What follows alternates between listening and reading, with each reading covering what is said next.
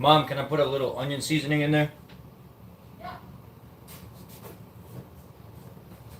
It's not fresh, like whole onions.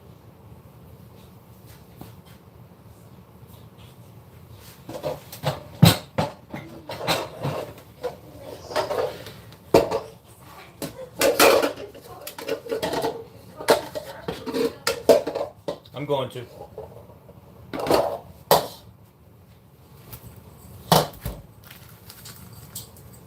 What's up, Bubby?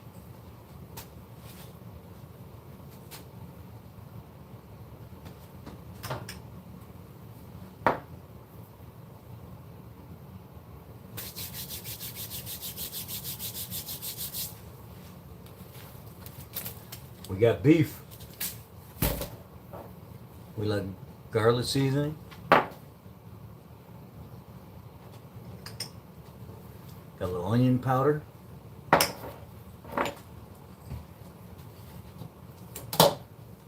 Got some fresh mushrooms. We got some USD choice beef truck steak value pack. I got a pack of this for $11.57. It's got 3 big giant steaks in it. I got a 2.5 pound chuck roast boneless for $10.25 at Jewel Osco.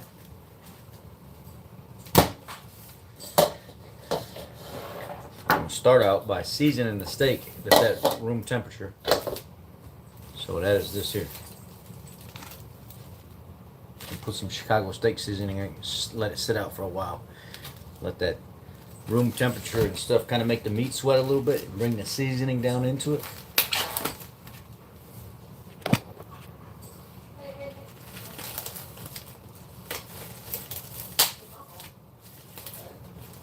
Y'all got any questions? Hey, what's up, KP? Porch Monkey, welcome. Stop wearing flip-flops in the shop. Dude's getting blocked right away. The trolls are heavy.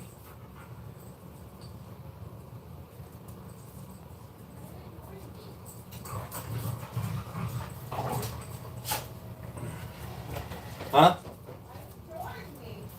I didn't even see you. Are you on there right now? Oh. Hello, beautiful.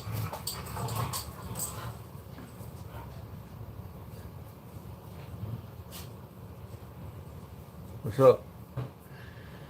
What's up? 85 S10 clutch engages when the pedal is almost all the way out. You need to either adjust or you're wore out. You need a new clutch or your adjustment's way out of whack. You need to adjust it to where when that pedal is pushed in, it like an inch and a half off the floor, that's when it's starting to engage. If there is no adjustment on your clutch, you need to put a new clutch in it.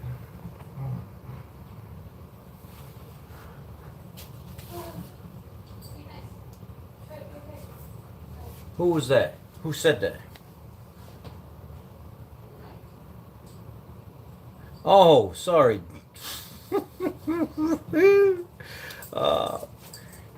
Doran, don't do that, man.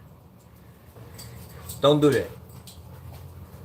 I told you. I said we can joke about it, but don't do that on here because I get rolling and I'm like, well, I don't have time to figure out who's who. All right, you're unhid for now. Don't play games on here because I don't know. I don't have time to like make sure that this person is that person and about wearing flip-flops in the shop. When you're an owner, you can do what you want to do, and I definitely practice doing what I want to do.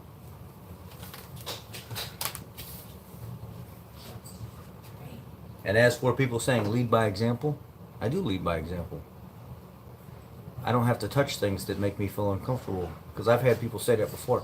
Oh, you're wearing Crocs in the shop, you're wearing flip-flops in the shop. Yeah, I am. Because I'm controlled and I feel like this is okay for me to do it. And if I mess up, you know what? I'll bear that and it's on me.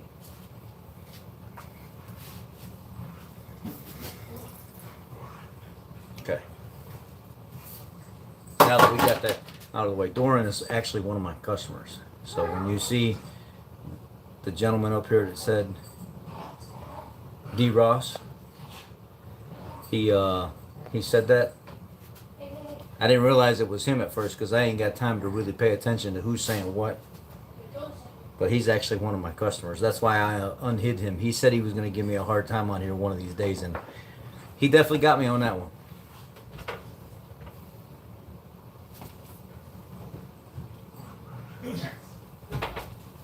We just did a bunch of work to his truck.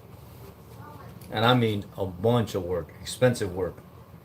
And we still got a couple more things to do. Alright, so now what I'm going to do is I'm going to use some Chicago steak seasoning here. I'm going to sweat this meat. I'll show you real quick.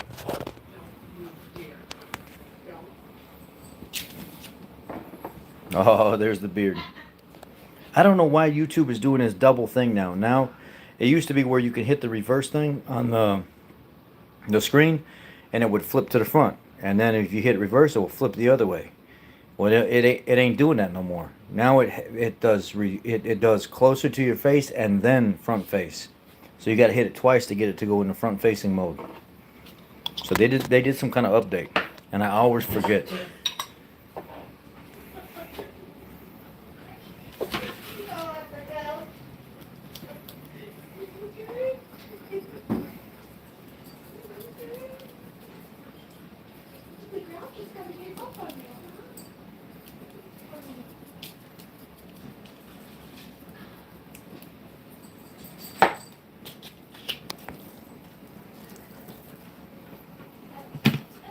From the trap. Get the heck out of here. You ain't in no trap house. You ain't one of them thugs.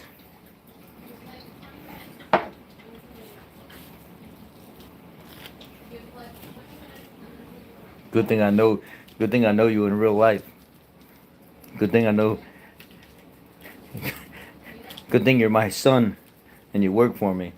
Watching you from the trap. Get your ass out of here.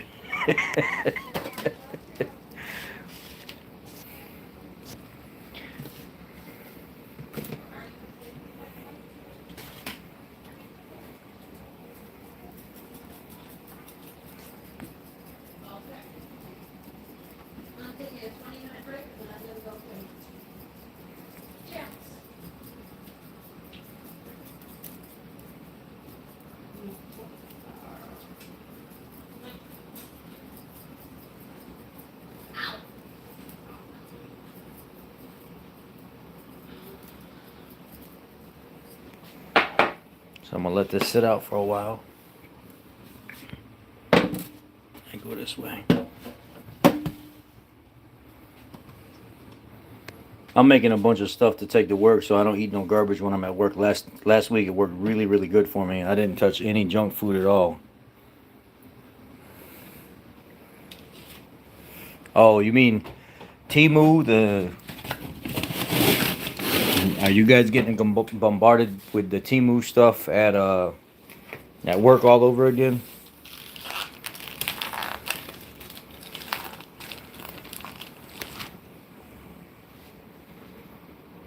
This thing here does some kind of like thing where you can dehydrate and do all kind. I don't know what it does. It does all kind of stuff.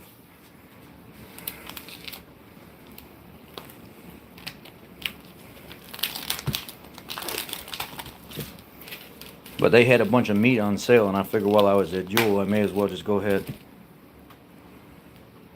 No, ain't no hint of Lucas oil. You goofy.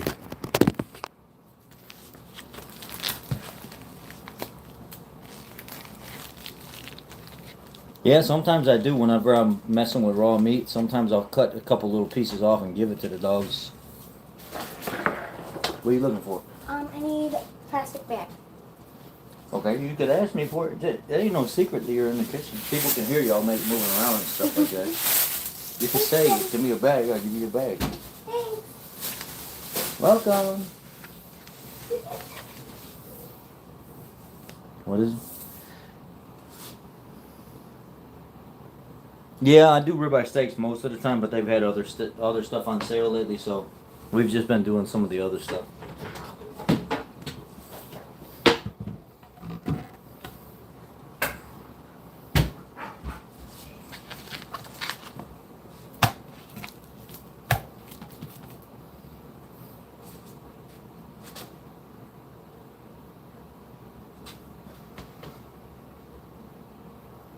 What's a mechanic's favorite food? Oh, I don't even know. For me, it's meat. I just like meat.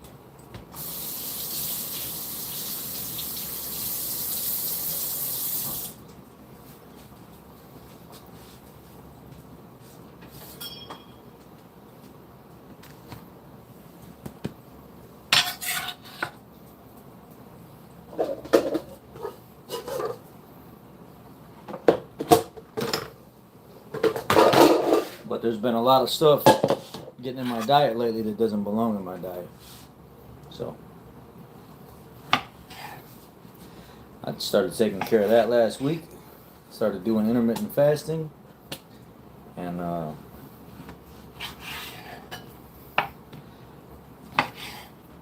went and seen my doctor.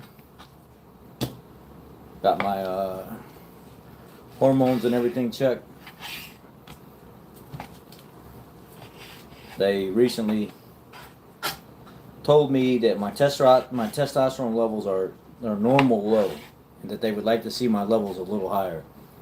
That as soon as you hit about 35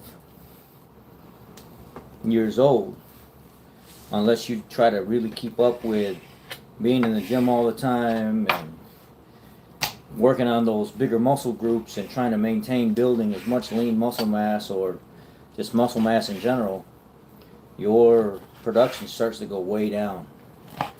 And you got to be careful because you'll fall out of range real quick. And they said, even though I'm still in range, they would like to see my numbers higher. So she put me on a new medication to increase my testosterone production. She said it could be triple, quadruple fold. And if that don't work, then what we'll do is we'll go to the actual shots of testosterone. And you got to be careful with that because if you're trying to have kids, it will actually reduce the production of sperm, so you can't have kids like you would think. Like you can, but testosterone injections will shut down the baby making factory because your body is detecting artificial, or it's detecting testosterone that the body's not producing, so it has no reason to produce testosterone, and then your sperm count actually goes down or just stops because the sperm count ratio goes up the more you produce testosterone. So she said, let's get a hold of that now and get your numbers up. And if I got a doctor prescribing me testosterone legally and I don't have to get it illegally, I'm good.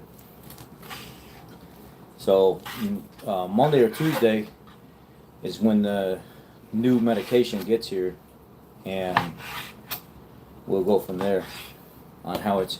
She asked me, she said, do you feel irritable? Do you feel like you're kind of short-tempered and stuff sometimes, and you're not sleeping very well? And I said, yeah, all that. She said, yeah, these are all signs of men with their testosterone is starting to reduce, and it's affecting your other hormones and stuff, and you have to correct that. So we'll work on that together and get those numbers back up. And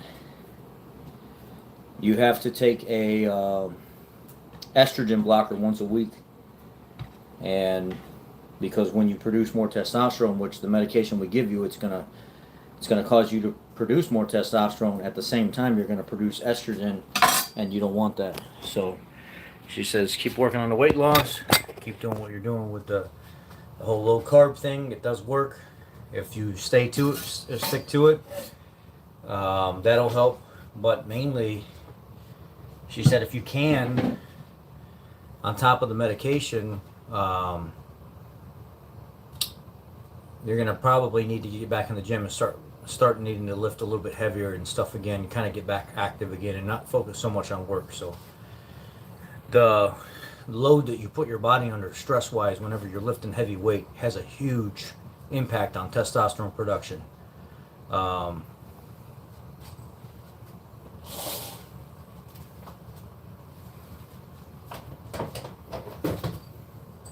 But also growth hormone as well. It increases a lot of it.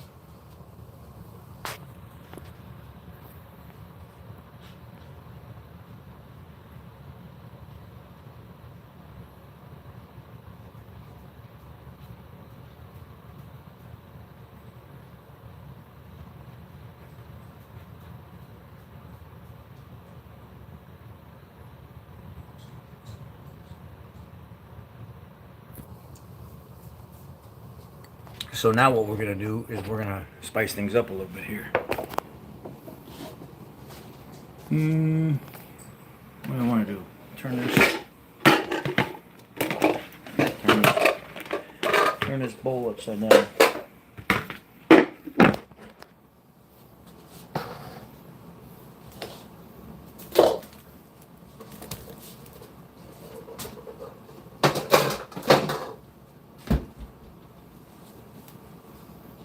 So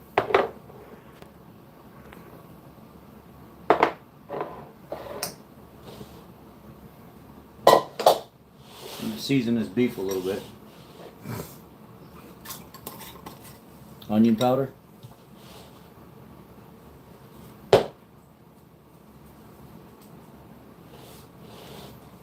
Put a lot of it in there. No, I ain't doing no damn French fries. Garlic powder. A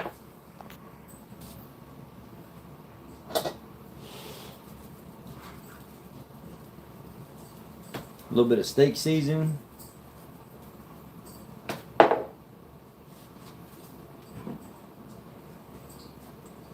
Some olive oil.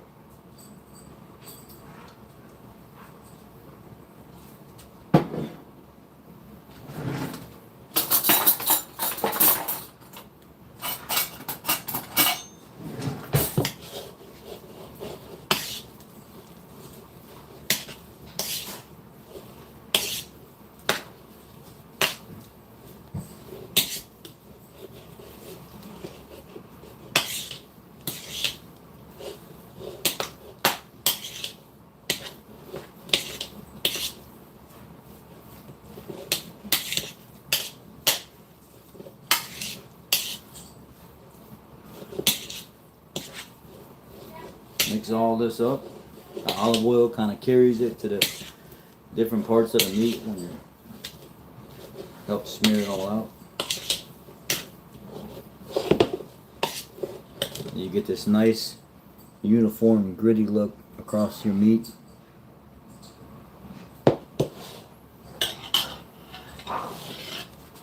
Yeah, I do the Ghost Energy drink. Here's this has really been helping my knees a lot. This is the powder form, but I don't really get too much pain anymore now with this joint supplement from Animal Stack, and it has glucosamine, HCI, and sulfate 2-KCI, methyl sulfony methane, chondroitin sulfate A, chondroitin sulfate C, flaxseed oil, cetyl myristalate proprietary blend, and then it's got hyaluronic acid, ginger root, turmeric root, Boswellia serrata extract, and quercetin and bromelain. And this right here, just once a day in the morning, has really helped me with my knees since the issue at when I was at the dealership. And I'm able to function almost every single day with minimum pain now because of this joint supplement. They give you, Animal Stack is like a bodybuilding type workout. It's always been known since like the 80s, with maybe even the 70s, that they double dose or triple dose their vitamins and stuff like that, because typically a lot of bodybuilders use their stuff and they deplete a lot of it through sweat and workout, and you know, they need extra vitamins and minerals and stuff like that that other people don't need. So I started taking this, and it's really been helping my joints out a lot.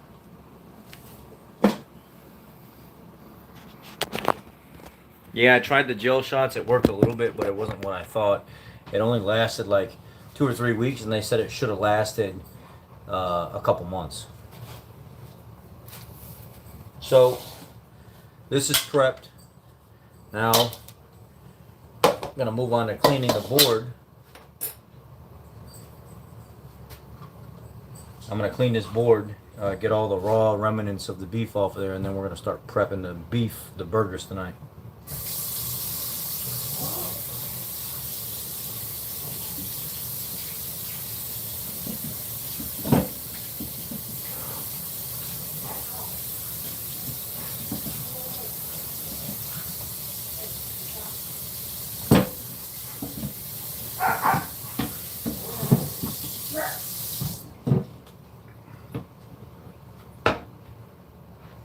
This is a chopping board.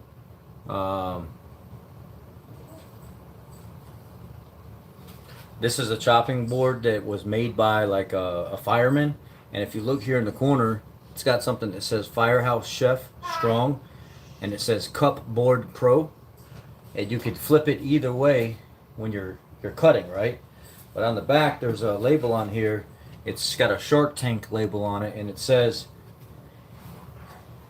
"Our dad, Keith Young, a fireman and chef, invented the cup board. A big family guy. He wanted to enjoy more family time instead of being in the kitchen cleaning up messes before and after making his great meals. The cup board Pro is designed to do just that, to simplify the way you work in the kitchen so you have more time with the family. When you order this board, there's a thing that slides in this slot right here in the front of it, and it's a like polyurethane type or some kind of silicone. It's like a silicone cup that clips into this board, and you leave it hang over the edge of the counter. And while you're cutting and you get debris and like garbage and stuff like that, you just sweep it over into the edge instead of picking it up as you cut all the time. And then when you're done, you just dump the whole container out into the garbage and then just quickly rinse it out and you're done because the silicone is so easy to wash. When our dad started getting more into the production phase of the Cupboard Pro, our beautiful mom Beth, our believer and dreamer, was diagnosed with breast cancer in May of 2011. He put everything on hold to fight our mom's fight with her. On August 22nd, 2012, she was called home to heaven at age 47. Our dad showed us the definition of true strength, and he continued to be the example of how to live. He started to work on the Cupboard Pro once again when he received his first shipment of boards in 2015. It was around the same time that he was diagnosed with a 9/11 related cancer from working on Ground Zero. On March 17, 2018, our dad reunited with our beautiful mom. Even on his hardest days, he still wouldn't let a day go by without saying to each of us, "I love you, kid." The three of us are so lucky to be able to call Keith Young our dad and Beth Young our mom. We want to continue their legacies to live with their love in our hearts and share their love with the world. It was our dad's dream to have the Cupboard Pro in kitchens all over the world. We feel honored to have the support of Williams, Sonoma, and Shark Tank to help us share a little bit of Keith Young and the Cupboard Pro with you and your family, as told by Kaylee, Christian, and Kiera Young. So, this is on the back of it, and this is the front. And I use this thing every time I get a chance. It's super, super high quality. I've thrown it in the dishwasher and stuff, which I shouldn't have done, but I don't know. I think it's dishwasher safe actually. But it's the material is it's nice, and it doesn't just flake apart, and you can abuse the hell out of it. It's really, really good. Huh? The green part that attaches to it to connect the juice. Uh huh. Where's it at? Under the sink. Not It's- under the sink, under the cabinet. Okay. Shelf. All right, I'll get it. So here is the part you can leave it shallow if you're doing something with or you can pop it down and it expands. And then it goes in the front of it. It's really cool. I mean, I use it every time I get a chance. You can pop this part out and then stow it away nice and slim.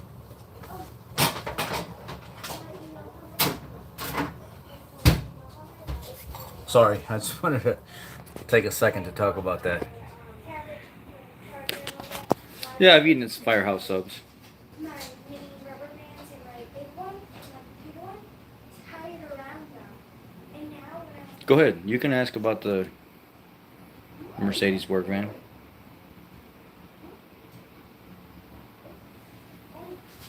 when the keys, The wires are working good to jump the starter so far. Are you talking about what I told you about running new wires and stuff and making sure the new wires, or what are we talking about with that? Refresh my memory, because I remember talking to you about this. It's going good, H. How are you? So, now, Sorry for bumping your guys' head.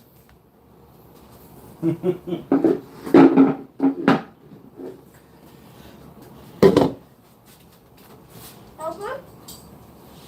Good, honey.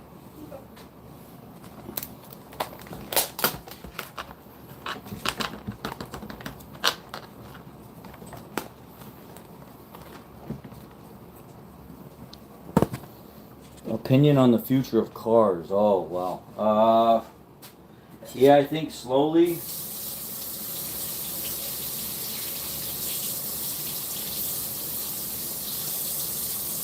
Slowly, with the way technology is in general, I don't think we're going to have a lot of smaller cars around a long time, or even, to be honest with you, um, a lot of vehicles in general, because a lot of people are going to mass transit or big vehicles that are already starting to become more fuel efficient.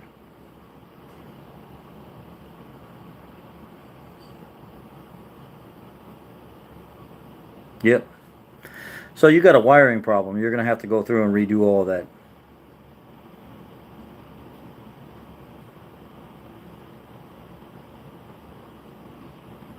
'04 SS.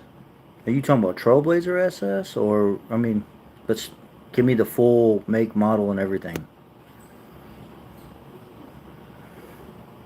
Yeah, just give me some time on that, man, because I know Aaron messaged me. Let me see what Aaron said real quick. Sorry if it.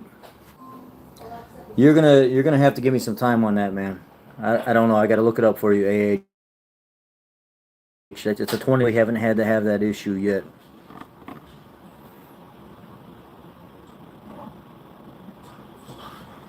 I heard you, Jay. I heard you.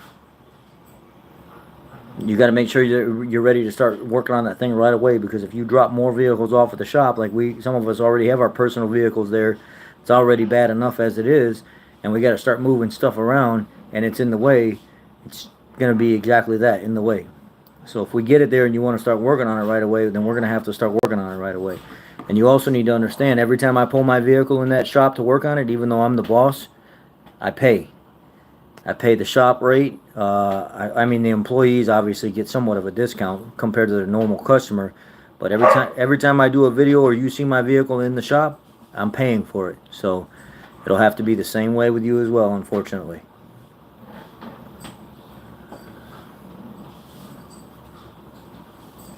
You're gonna have to drive it all over the place, Jay. It's got to be on the highway. It's got to be in town. It's got to be short tripped. There's a whole drive cycle Mercedes wants you to go through with that thing. There's a lot of cruising involved and stuff in that as well. So you're gonna have to figure out what the drive cycle is, or if you've recently done repairs and cleared the codes, you need to go actually drive the thing on the highway, around town, slow, in traffic. It's got to be all kinds of different scenarios.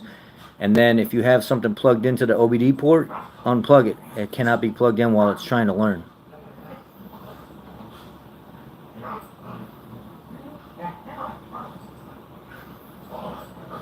And Chevy Impala SS brake booster and so on.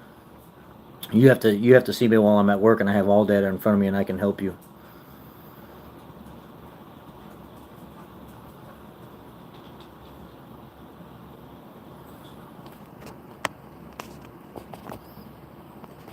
Honda is stopping production of their gas push motors. I wouldn't surprise me, honestly.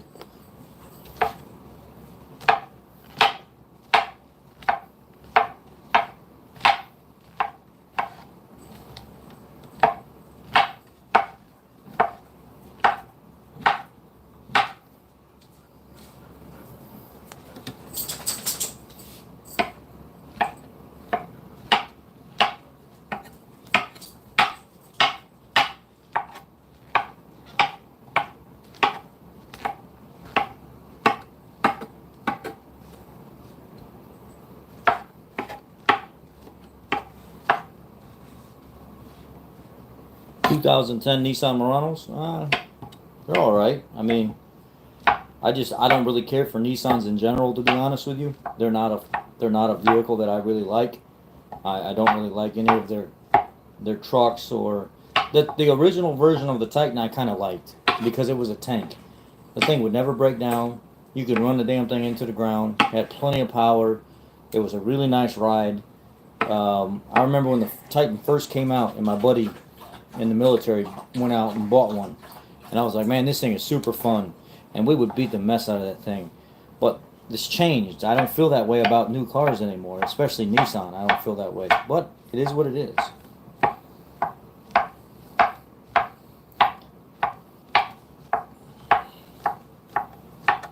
Yeah, but I guess the Nissan Murano, they're not terrible. It just all depends on how you look at it.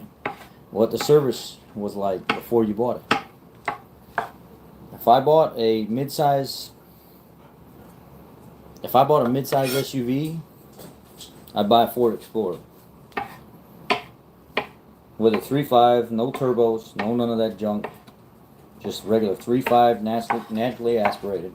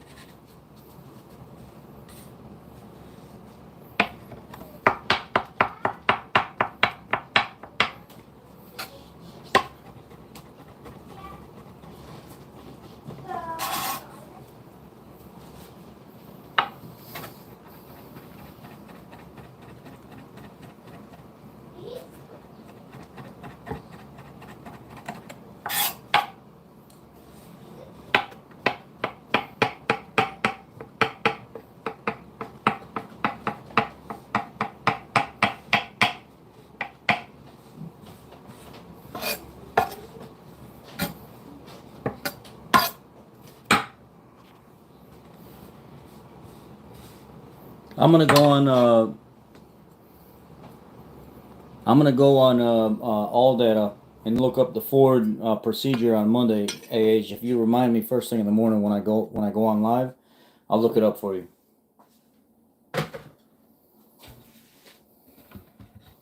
So now what I'm gonna do is this is a 3.5 pound pack of beef, right down the center. Snap the back portion of it. And I'm going to take the fatter side here. And so there's no mess. Right in. Easiest way to open a pack of hamburger. A lot of people make it difficult. They got all kind of... Cut the damn thing in half and slide it out. There you go. You ain't got to worry about nothing else.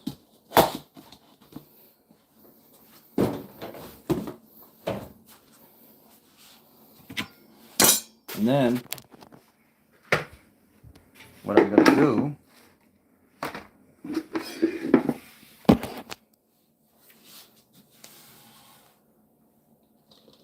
mushrooms inside.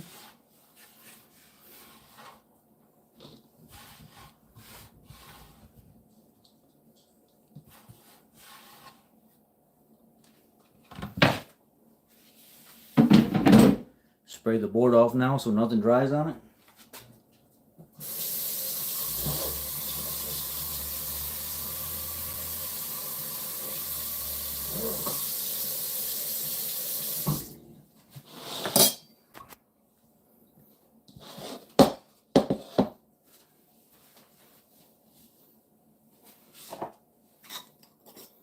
little bit of garlic.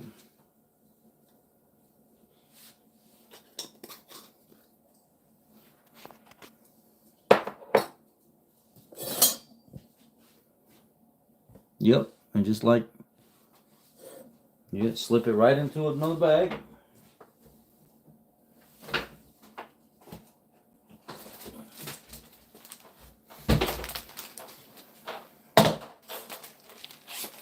Just like this.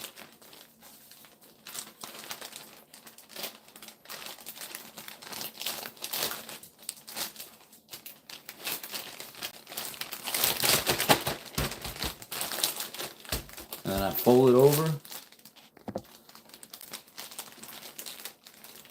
What's up, man? How you doing?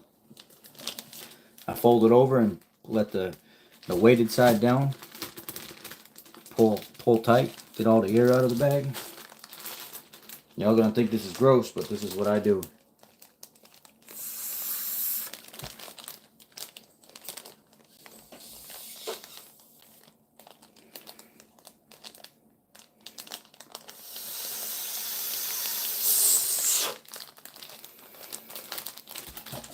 And vacuum seal the bag.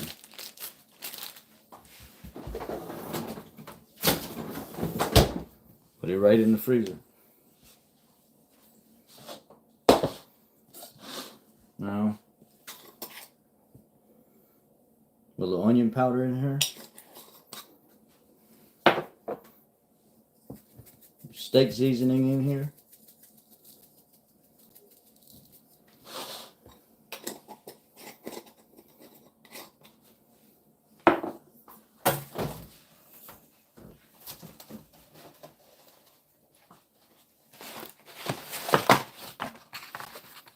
I crack one egg. One egg.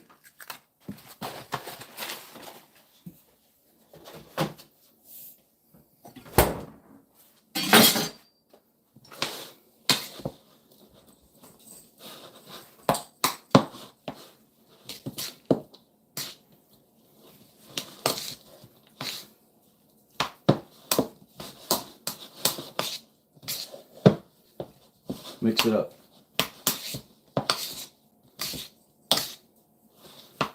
I might need a second egg for this, because this is a little much. We'll see, depending on how it sticks.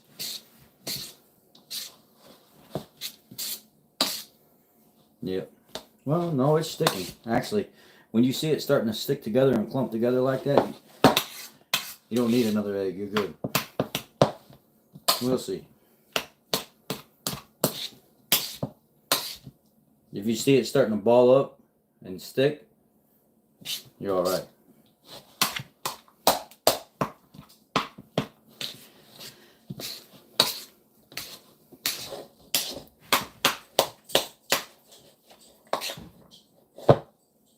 See, like that? It's got mushroom. This is what I look for. It's got mushroom all the way through it, and it's starting to stick on its own. I don't need another egg. I'm good.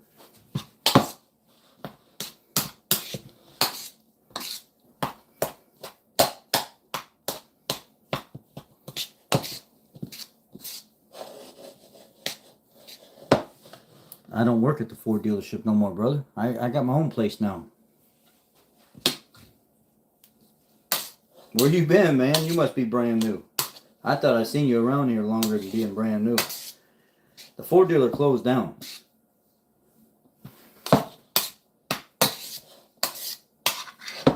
Ford dealer closed down, and me and my buddy, my best friend, me and him, we run a business together. We got our own shop in Chicago.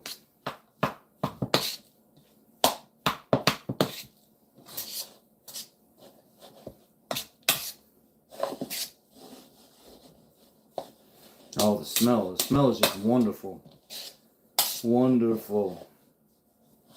And I think to myself, what a wonderful world. Only 2023, 60 people are watching a mechanic cook on YouTube, but it's interesting. It looks good. Hamburger meatloaf? No. No.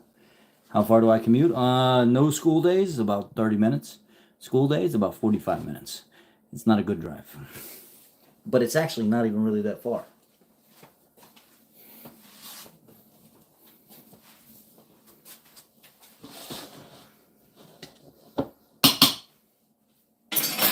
So, with that being said,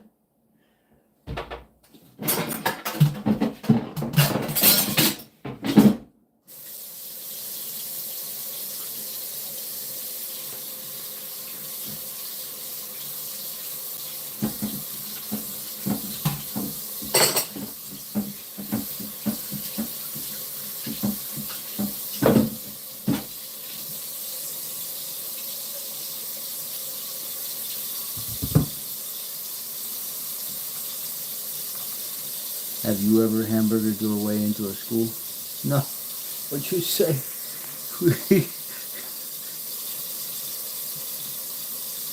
Oh my God, no. What is this?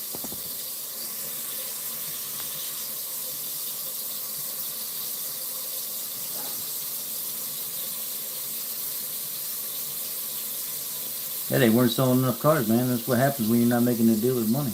What is this message that says it's hidden right here? Is it inappropriate? I didn't get a chance to look at it. If y'all say swear words or anything like that, the algorithm picks it up right away and it hides it from the chat. So, not my fault. I'm just letting you know.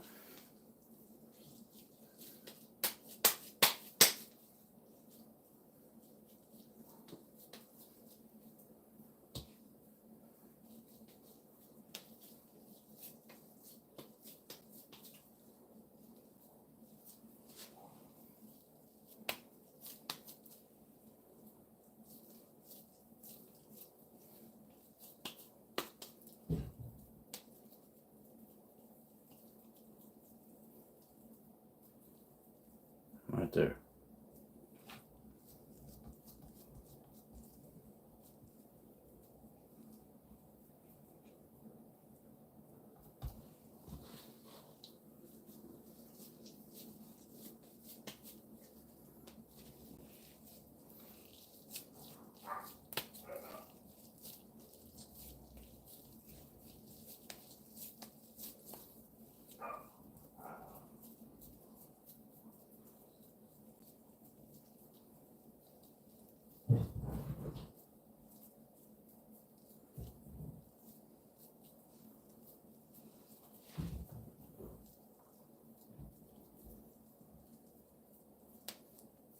Where them Winkies at? What are you talking about?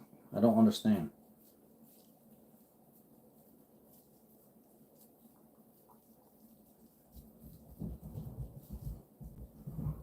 Right there.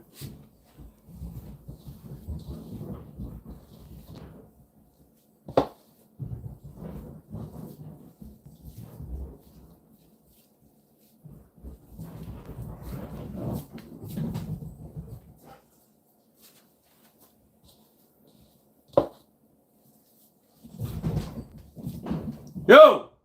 Hey! Knock it off! Who you talking to?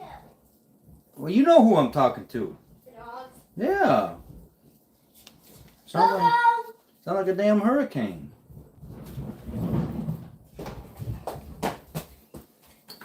Don't entice them to get crazy, okay? Okay. If you want them to go outside, tell them to go with you outside. Go, go.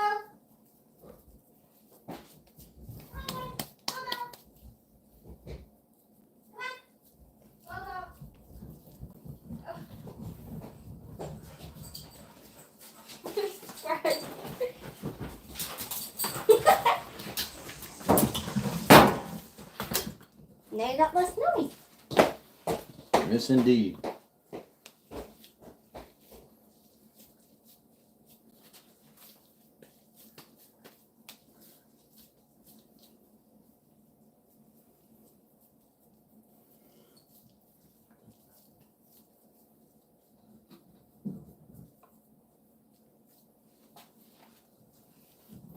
Yes. Answer to that question is yes. I make a little bit more than what I made before because we're newer. The shop is newer. But yeah, it's lucrative. It's been very nice because a lot of you guys bring your vehicles to me instead of going to the dealer, which I love. I'm able to take care of specialty stuff for you guys that I was not able to take care of at the dealer. A gentleman here on the channel brought me a Maverick not too long ago that he did some programming and stuff on, and somehow something went out of whack. I was able to spend a couple hours with him and fix the programming on the aftermarket stuff, the tune. I was able to figure out what was going on with the vehicle, and I was able to learn a little bit at the same time. I would never be able to do that at the dealer. It would never be allowed. And they would probably try to void the guy's warranty and everything else. So the customer brought the vehicle to me so I could fix what was wrong and not tattletale on him about warranty stuff, and was able to get everything back together. I'm doing some custom stuff for customers as well right now. A lot of what I've been doing lately is custom stuff on people's Super Duties and F-150s and their cars, because they know they can't get that stuff done at the dealer, and they know I have dealer experience. So they rather bring it to me and let me line things out for them. Another gentleman recently came. He wanted like cold air intake stuff done. He wanted the catch can system and stuff put on. He wanted the full works done to his vehicle, still under warranty, and I was able to take care of all that for him. And yeah, it's just it's been good so far. It's been real good. I've been learning a lot about European vehicles and fixing a lot of problems with European vehicles. So I'd say it's paid off. Even if the money wasn't better right now, overall in the long run, it's gonna pay. It's gonna pay more for itself in the future, just because of how. I'll just be straight with you guys. Since I came on board, and we have two owners, it's not just all me. A lot of it is me. Don't get me wrong, and a lot of it is a lot of help from you guys, which you guys are a huge benefit to my shop. Hello, Ryan. Is our revenue has tripled since I came on board 7-8 months ago. And it's because of people like you trusting me and coming to me and saying, look, I need this work done, but I don't trust anybody else. I want you to do it. I got warranty work. I got insurance work. And I've been doing very well for myself. I've turned a lot of stuff around at the shop. Me and my business partner have learned to work with each other a lot better, and we're getting better. And we're going to continue to learn. I'm thinking about going to a teaching seminar here coming up in the ASTE class to teach business owners and to teach people how to do business better. Do you do more managing or working or equal? Probably equal amounts. I manage the entire business while I am working, and I'm typically working in the shop every single day. I've never, not one day, not been involved with working or fixing some kind of problem that one of the techs have been stumped on. And I like that. I like the fact that I can take a break most of the day, and they only need me when there's a serious problem, and then I can come out, and in that teaching moment, it's like, okay, boys, fellows, gather around, because I'm fixing to show you what's up right now. And then they're like, damn, how'd you know how to do that? Well, I've been in the field for quite a while now, and I'm learning, and I'm still learning. I've learned a lot. I've learned a lot from a lot of older guys like you guys out there. They have taught me. Now I can pass that information on and that knowledge on, and that's what I do.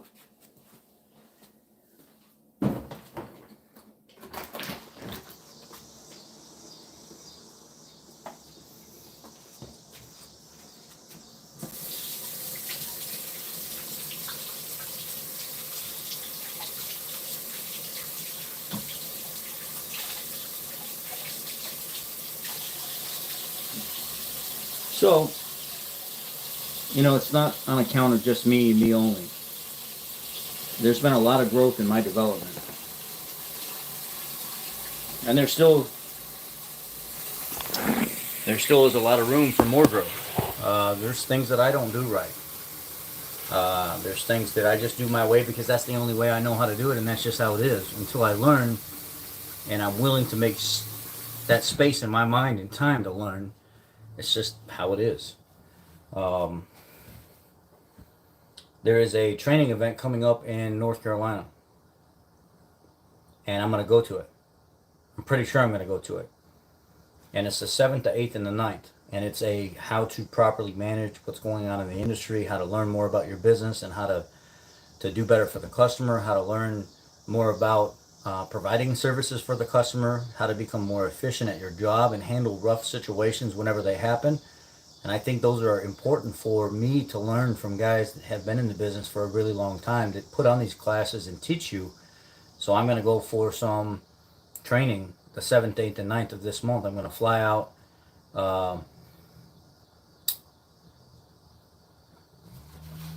And I'm actually going to go learn. I'm going to be in a classroom type environment with tons and tons of people all over the United States, and it's a several day class of how to manage better, how to be a better business owner, how to be a better boss, how to be a better coworker and stuff. It's things that you continually need to be brushing up on and learning from and implementing in your daily ritual of running your business. Hello.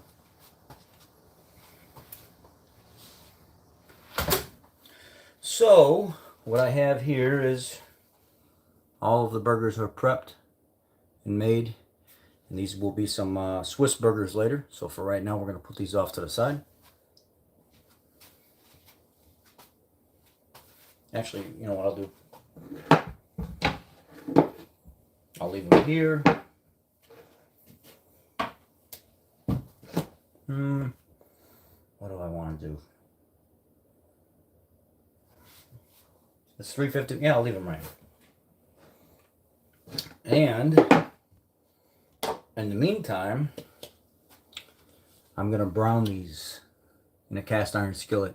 It's going to get really smoky and it's going to be really hot.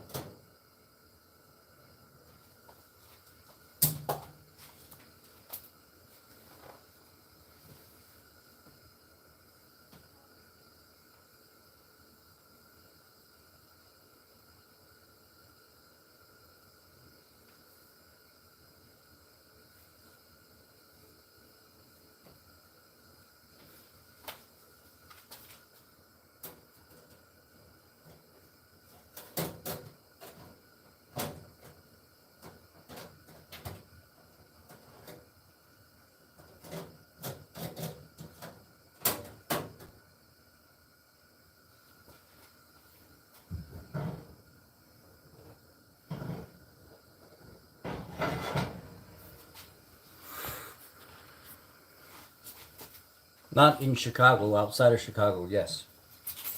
There's a farm up here. It's a really good farm. It's called All Grass Farms. And they feed their cows pretty much all grass, and very, very little to no grain.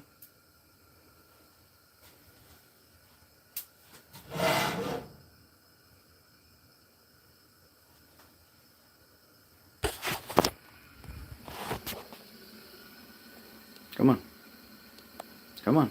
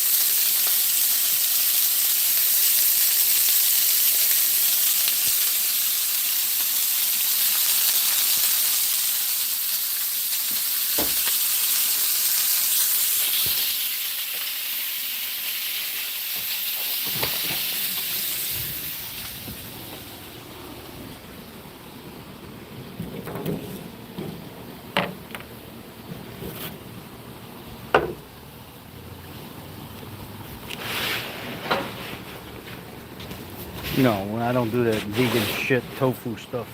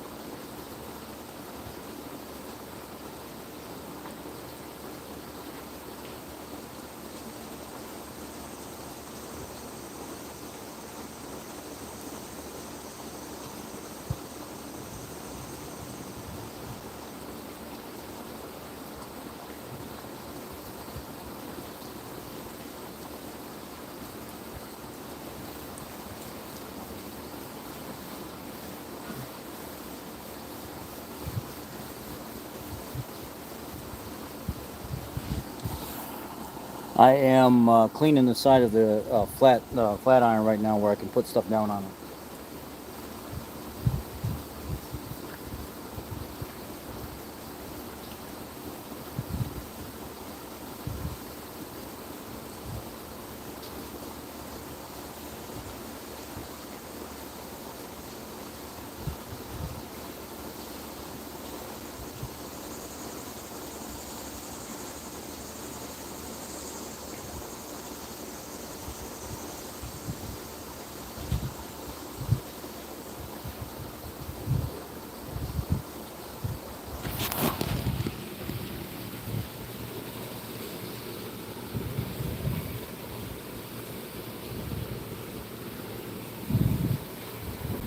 Somebody didn't clean everything last time, but that's alright.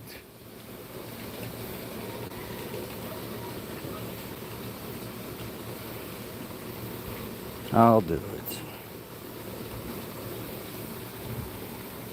Anyway.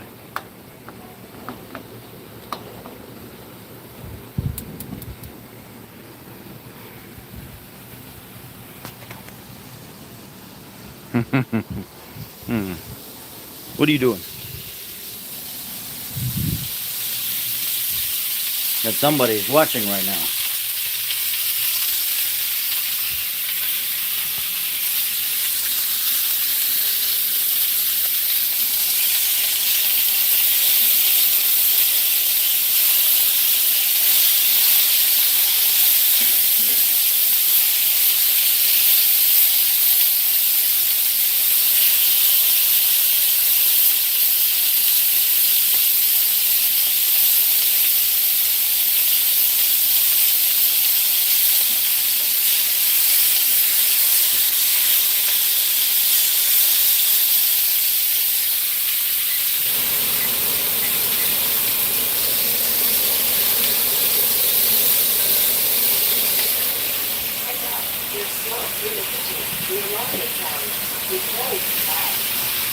Let me shut the smoke detector off.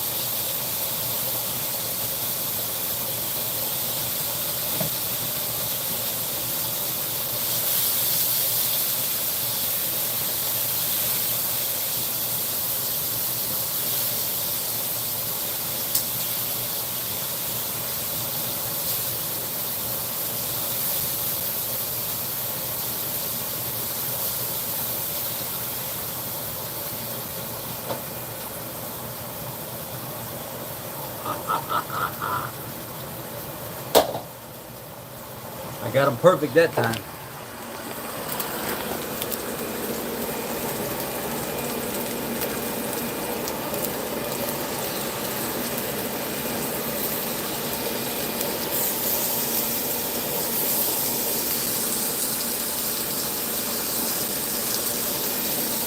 Would I own an electric F-150? Maybe just to say I own one, but no. Absolutely not. I don't do that electric stuff.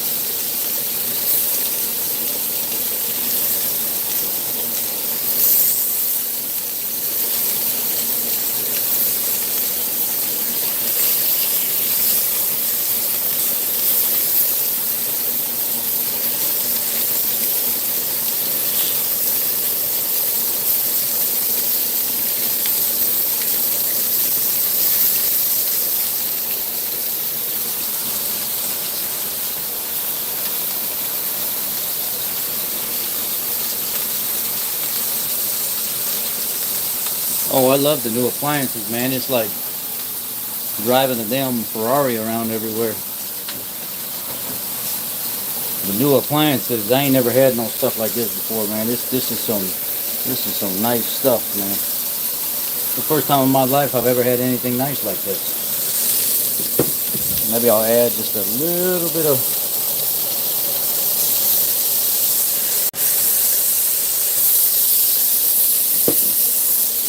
olive oil.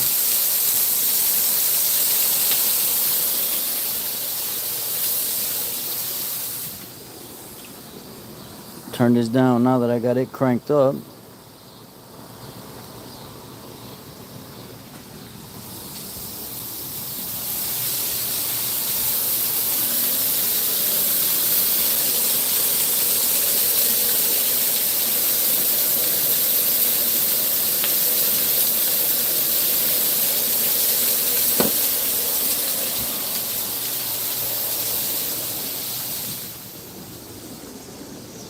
I'm gonna try this. I don't know how this is gonna go. So don't try this at home, folks.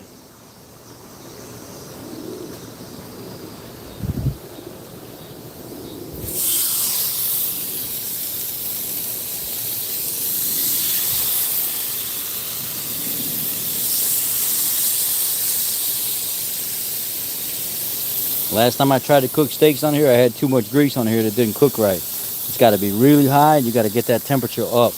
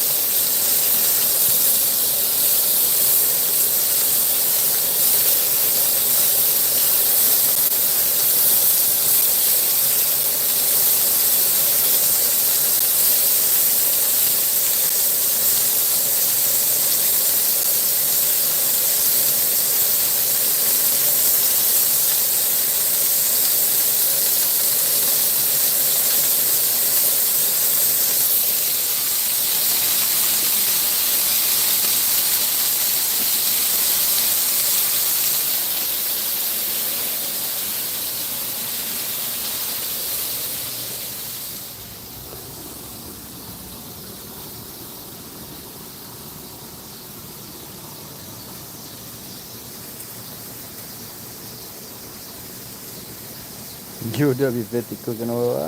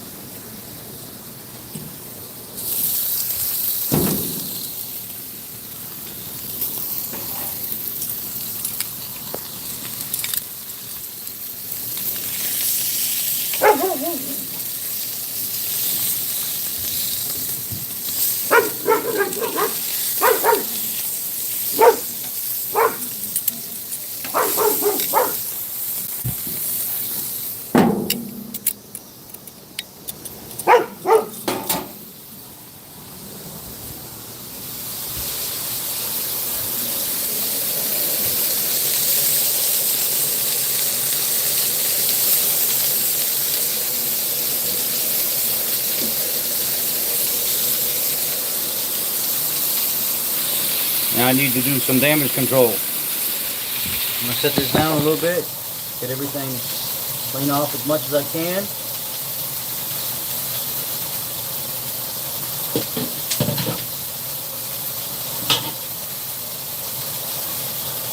Now these go back in the pan.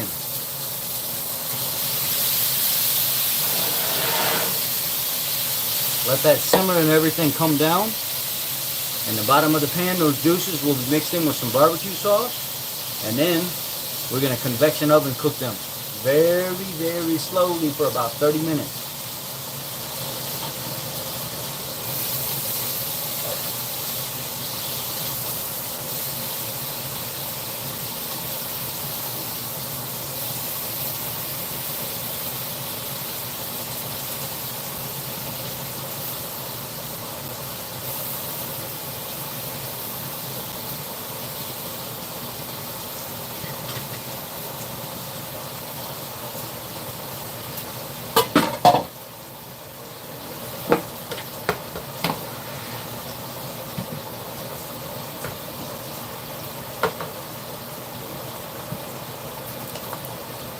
I love this stuff here. Krauts. It's the beet red cabbage, beets, and carrots. I love this stuff. Mmm.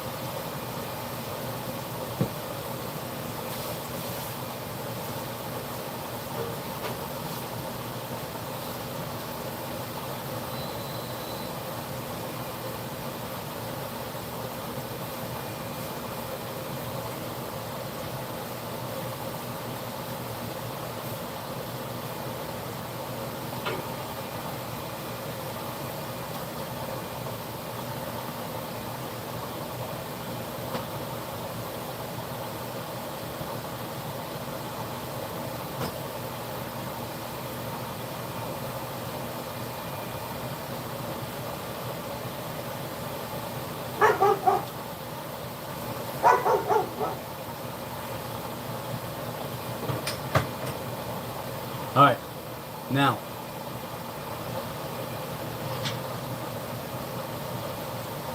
pretty much got everything wiped up. I got to get the pan off there to get the grease and stuff out from underneath the grill. The reason I like this is because when you wipe this cast iron material, kind of like they put on these stove tops, it almost makes it like it seasons the metal. You can wipe up the slop on top and it almost disappears.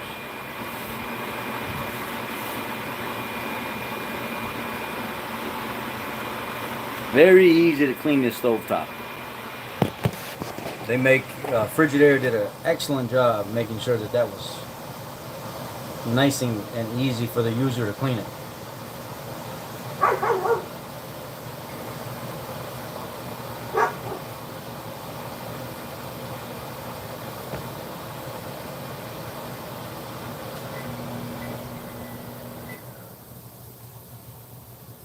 Check those steaks outside real quick. They take a long time to cook.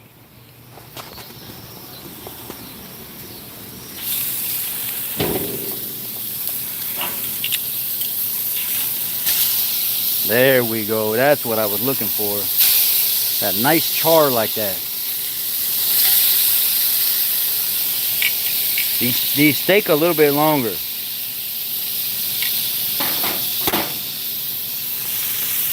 What did you say? If I ate like that, I would be as big as a house. Boy, you need to educate yourself.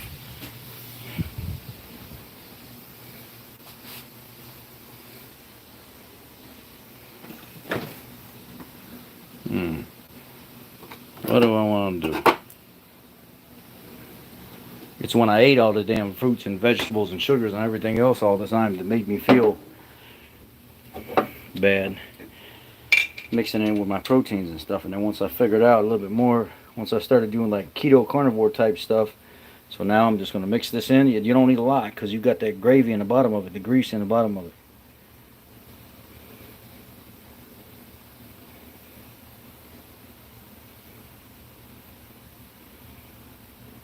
Okay, so this is the Kinder Zero Sugar Smoked Red Jalapeno. Now, like this. Just like this. Mix it in. Mix it in. mix it.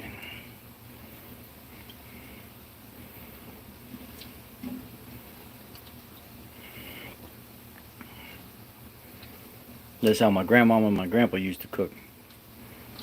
They use a cast iron skillet for everything. And you see how it's got that greasy barbecue juice in the bottom? Oh yeah, baby.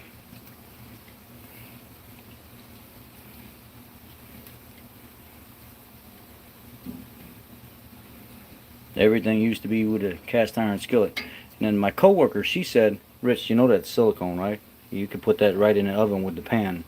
Try it, it won't melt. She said, I do mine all the time. And I said, I don't know about all that, man. I'm kind of scared to do that. I don't really want to do that. So what I've been doing, taking it off. But I need 2 hands for that.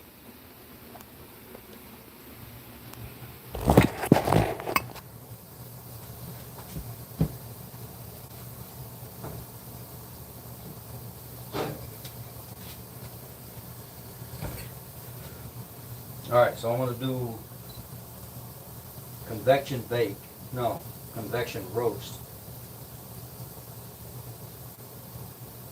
It says place your food in a cold oven before starting the convection roast mode.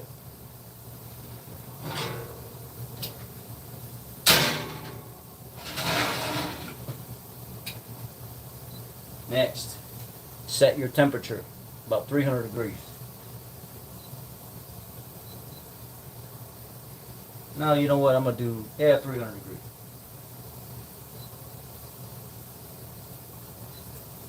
Cook time, let's do 30 minutes.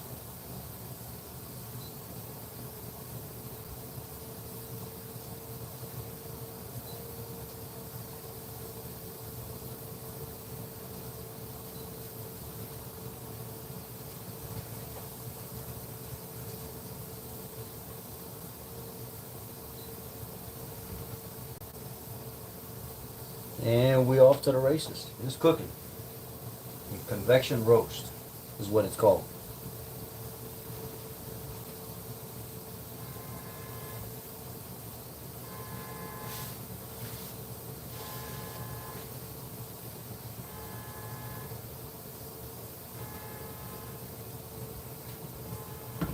Now,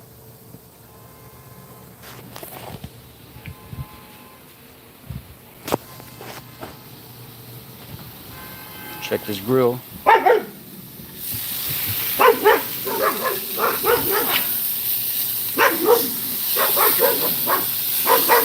That's it. She done.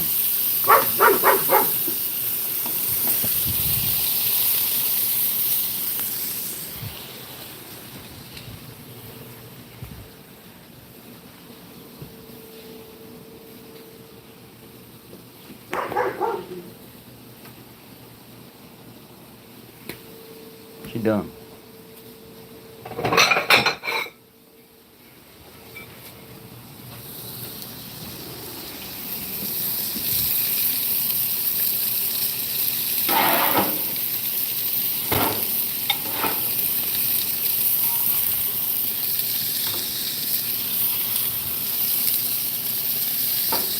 Let some of the juices back off on the grill. You know why? Because I'm going to use those juices to actually season the grill.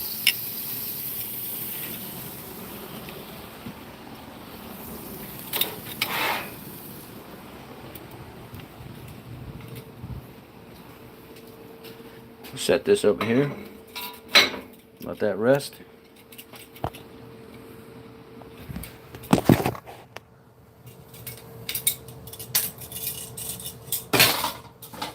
Put that in there.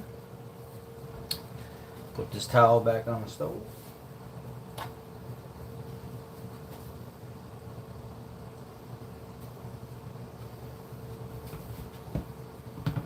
Wash out my bowls real quick.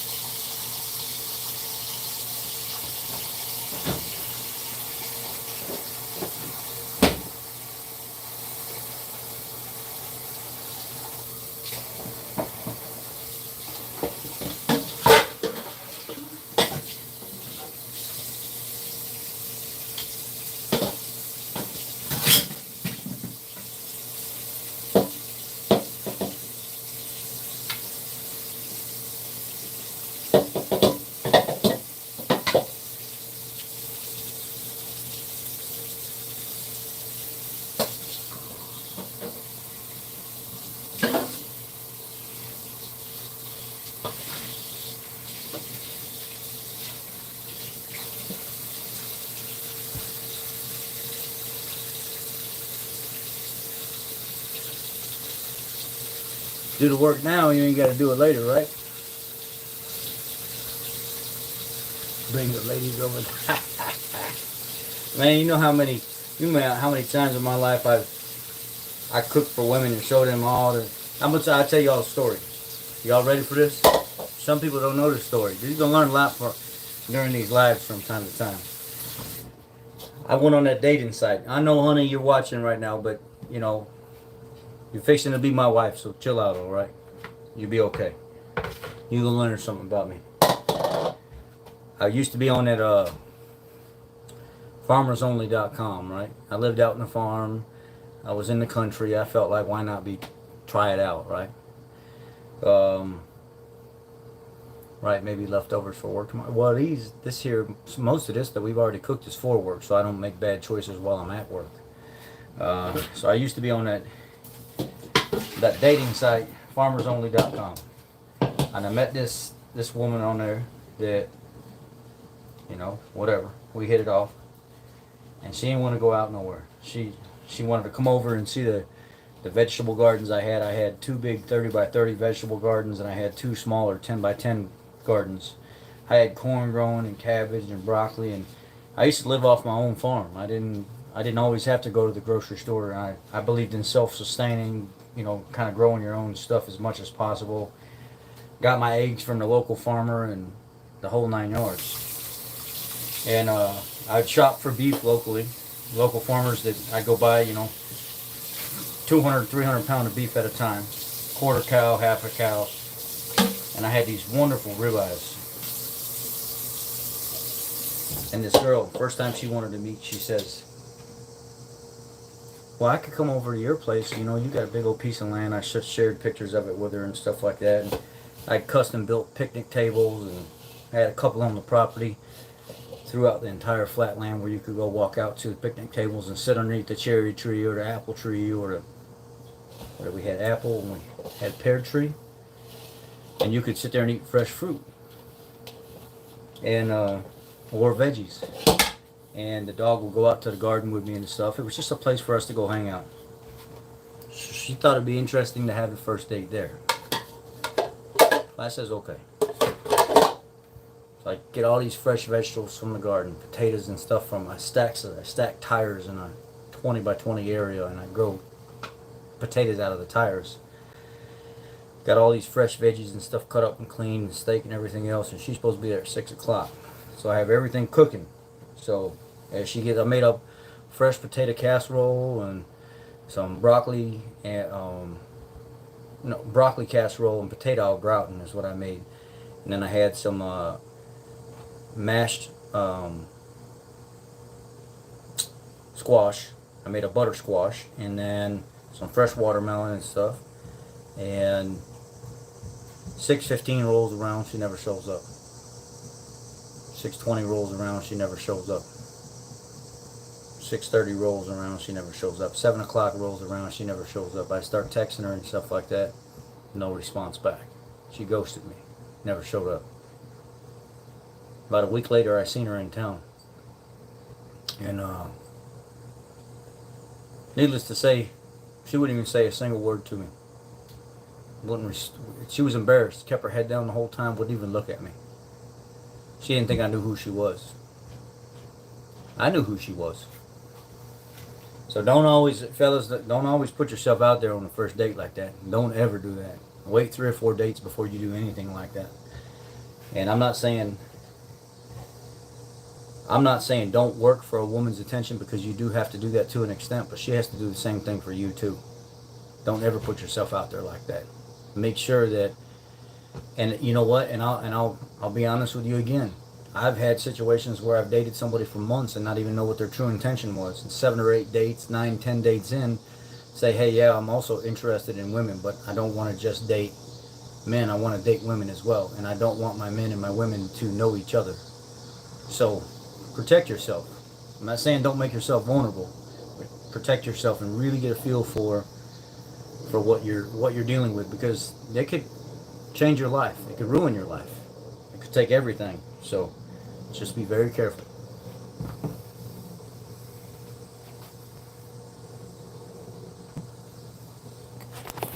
Be very, very, very careful.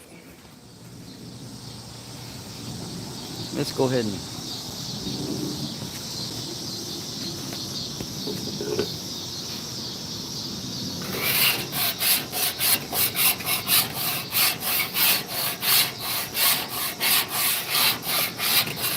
oh, hello, Beard.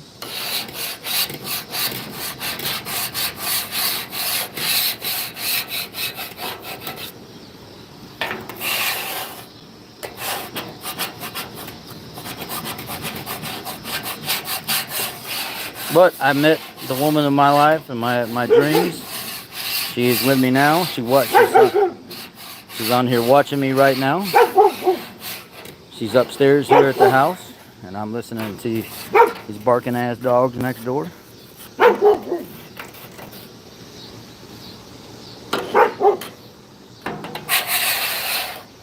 And she don't do none of that stuff to me. She takes care of me, so I'm blessed.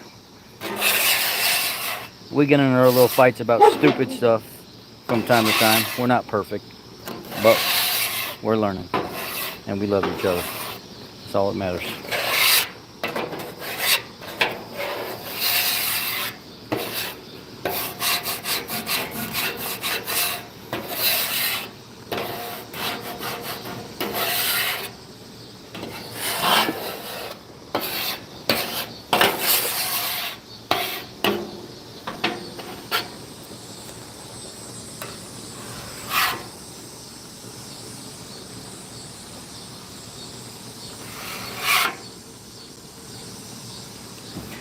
You know, Alex, sometimes it's better to be single. And I'm not saying that you shouldn't go out and find somebody. What I'm saying is protect your heart. But also know that when you do meet somebody, you got to make yourself vulnerable to them so they can figure out who you really are. And that's how you figure out whether or not you want to be with somebody. And don't rush to try to move things with them. You take it slow. Don't rush anything. That ain't worth it.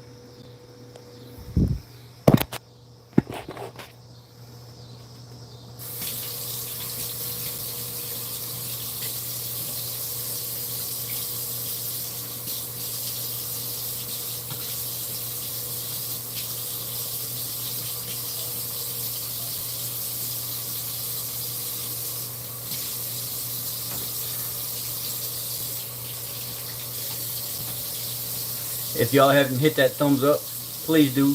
Please hit it. So it helps other people come to the community, the channel.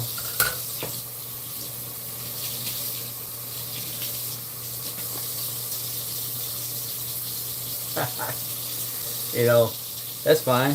There ain't nothing wrong with being a daddy. As long as you're taking care of your responsibilities, man, it happens.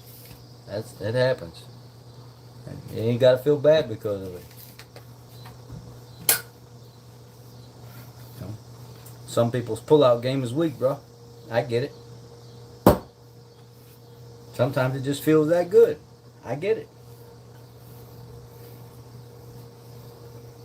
But then there's other times where people do that stuff on purpose. And that's the part that I don't get.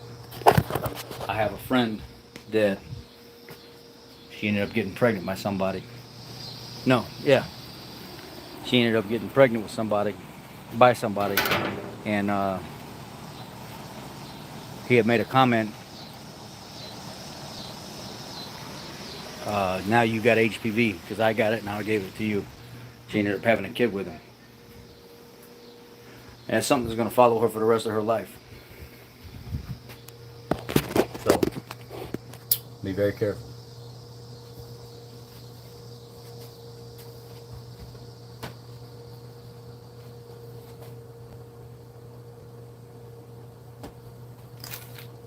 A lot of people out there do you wrong just because they can, just because they don't want to see you with somebody else. There's a lot of dudes out there that think that way. Oh, I'm gonna go ahead and knock her up now, or I'm gonna get her pregnant now, so that way somebody else knows that she's always mine, but I'm not ever really gonna be in her life. Or there's a lot of females out there that know dudes are successful, and they want to be a part of that life, but they haven't earned the right to be in it, and they'll just hurry up and try to get knocked up, just so they can feel like, see, now I'm in his life for the rest of his life now, and they don't never have to work for nothing.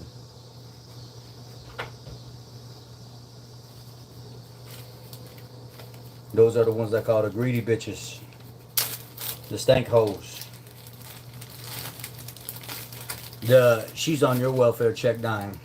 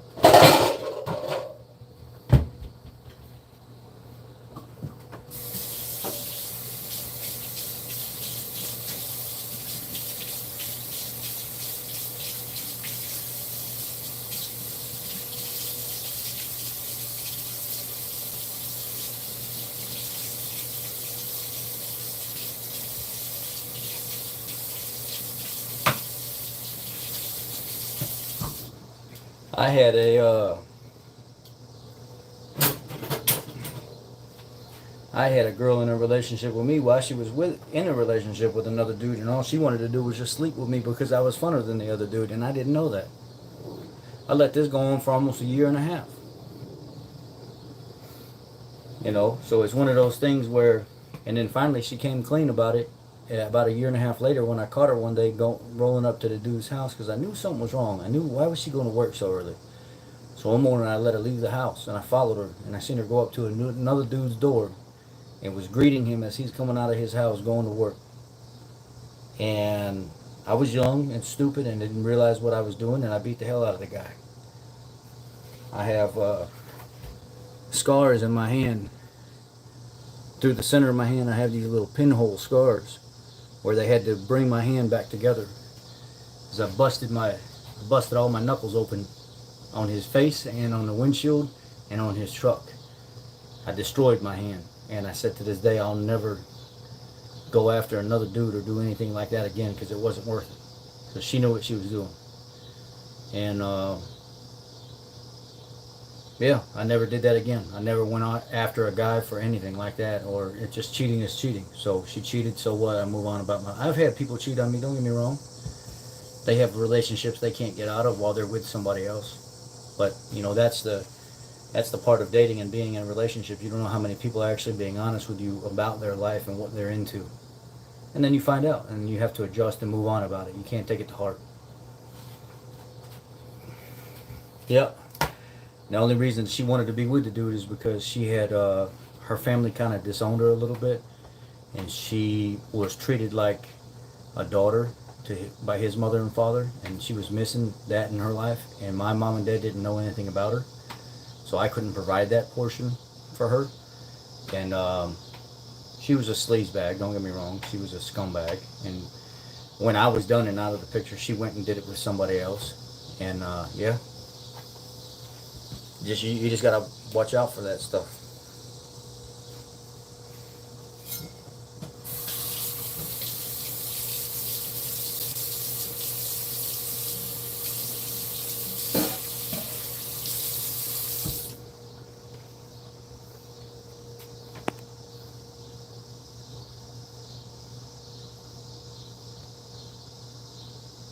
Yeah, right. It's never worth a domestic violence charge over a woman or a man or anything like that. You're right, 100% right. It ain't worth it, because they ain't nobody. They ain't never gonna be nothing to you in your life, and it ain't like you can't go find something else to replace that. There's plenty of it out there. There's plenty of desperate fucks out there that are willing to do anything. So it is what it is. You just get back on there and you try again.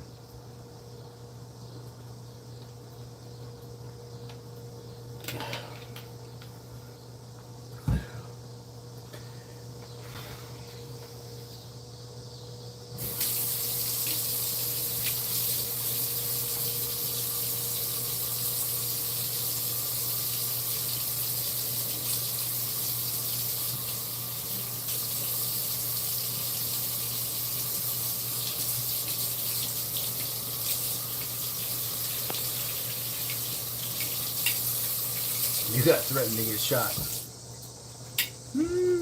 Shoo. Boy, you better be careful. Most of the time, people are fibbing, but there's that. Every once in a while, there's a dude that's serious, and he'll do it. And he will certainly do it. You just got to be careful.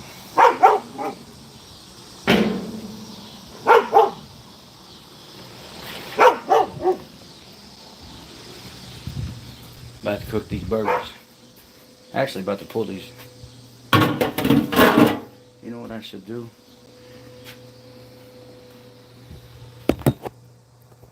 I'm gonna. These are like 20 minutes in the roaster. I'm gonna swish them around inside that gravy and stuff in there.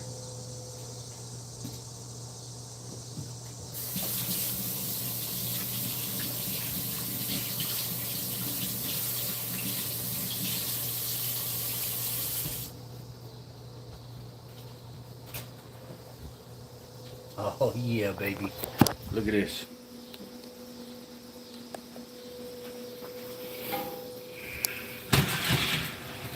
That's what's up. You see that caramelizing? That's what's up.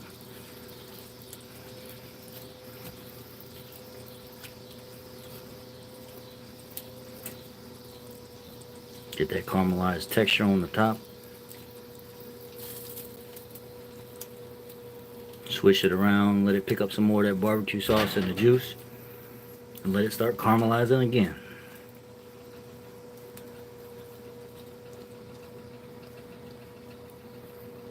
Oh yeah, we good.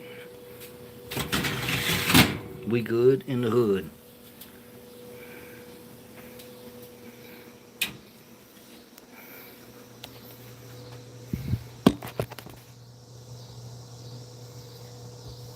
Trying to clean up as much of my mess as I can while we're here. You know what I could do? I could probably set y'all right here while I'm cleaning these dishes.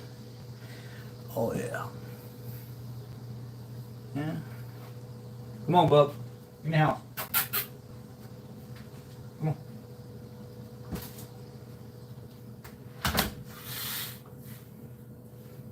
There we go. Knock down some of that light.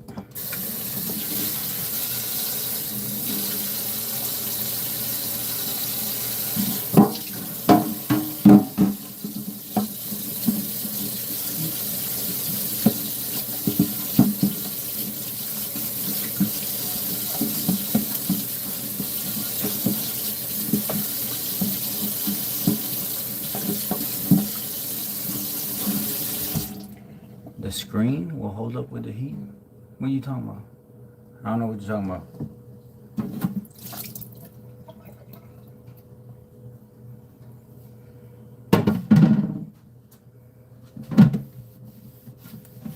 The phone screen?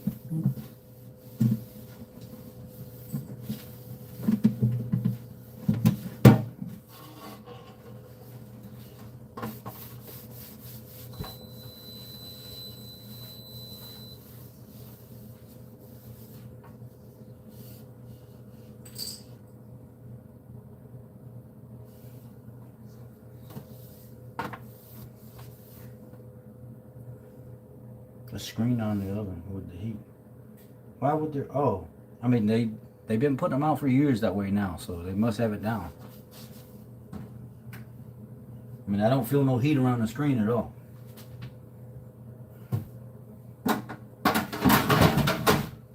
I mean, I have heard some people say on their Samsungs they've had a problem, but I haven't heard anybody say anything on the Frigidaires. But it's possible. You never know. Who knows? Somebody's got a story or a worry or something about everything, you know. What I've noticed is if you're successful online and you've got nice shit or something like that, there's always going to be somebody to try to make you worry or bring up something negative to make you feel bad. And I'm working now on just trying to ignore a lot of that. I'm slowly getting better at it. It's not easy because you just want to punch somebody in the mouth through the screen, but you can't always do it. I mean, you can't do it at all. It's against the law, but you'd be lying if you said you couldn't. You didn't feel like doing it. And then they just go, you block them, they go create another account, they just come right back.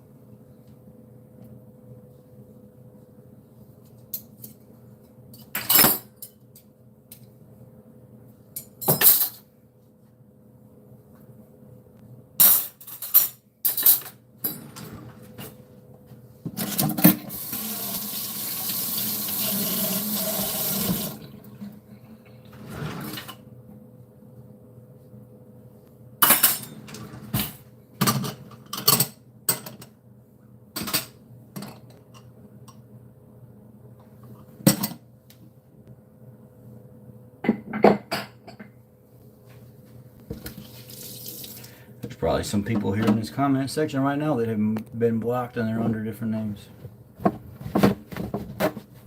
Well, I heard the new Fram filter, the 25,000 mile filter, is not made by Fram. It's actually made by Champ Labs or something like that for wicks. It's like Champ Labs or somebody or whoever makes it. They're all made from the same manufacturer. Now all these high-end 25,000 mile filters, they're not. The Fram one is not made from Fram. Yeah. Dawn organic soap. You see now they got motor oil, whereas I think Havoline is they got vegetable oil or something like that in their motor oil now, and then there's a degreaser spray that's no, it's not degreaser spray. It's a ceramic spray or something like that.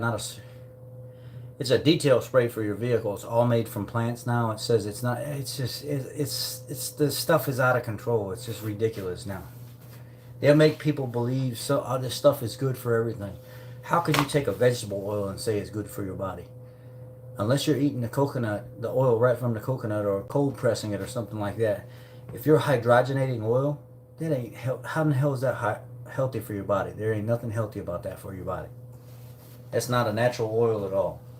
All the shit that they do and they feed people, and it's all ridiculous. It's all a bunch of BS. The fake butters and stuff that they have, like here, look. And I don't even really like this canola oil, but it's better than the stuff they used to buy. And it literally says sweet cream, canola oil, salt, milk. Limited ingredients. The stuff we used to have, holy moly. No thank you. And then this here is the one this is one of the ones I like. It's from Kroger. It's a spreadable butter, olive oil, and sea salt. Literally has pasteurized cream, olive oil, sea salt, milk. That's it. Real shit. Real stuff. Not this. Or we have, if I could get this stuff out of here,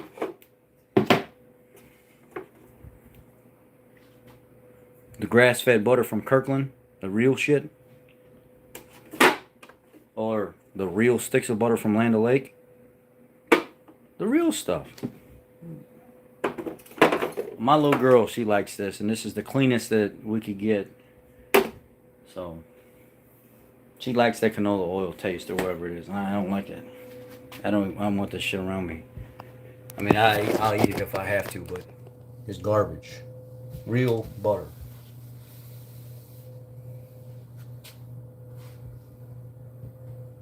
I'm gonna cut one of these steaks open right here, the ones we just cooked outside on the flat top.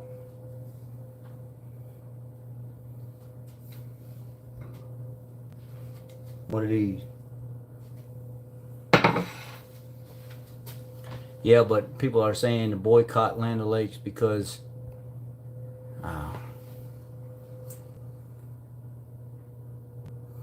all the organic cleaners and soaps, degreasers have all been shipped to me. Yeah, because they don't work. They're garbage.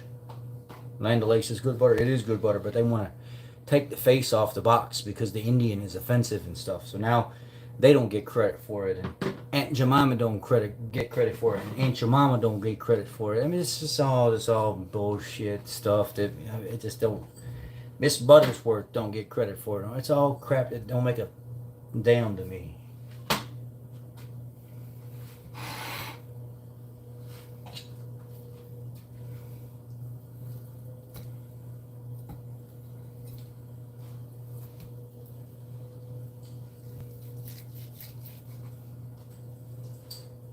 It's more like a well done, but it's juicy. Juicy all the way through because you let it sit. Ooh, baby. Medium well. There's a little bit of pink in there. Oh my God. That's good stuff. That's good stuff.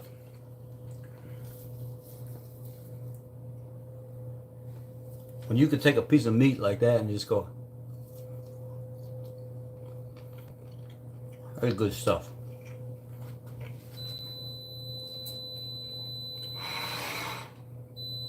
And the flavor is unbelievable. Ain't nothing tough. You just bite right in and pull it right apart. Damn. Come on, boy.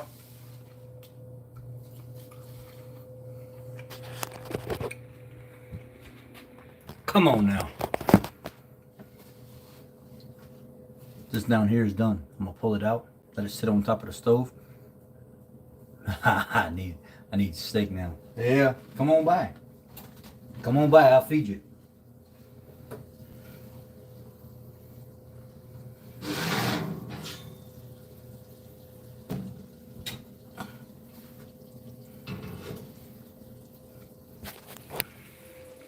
This is that Kinder's beef roast with that red jalapeno pepper flavor. You can go broke buying steak. Well, I bought all this on sale.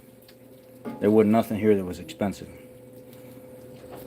All of this was on sale, and it's going to feed me for the entire week. This alone is probably going to save me about $30, $40 for the week, just making my own food.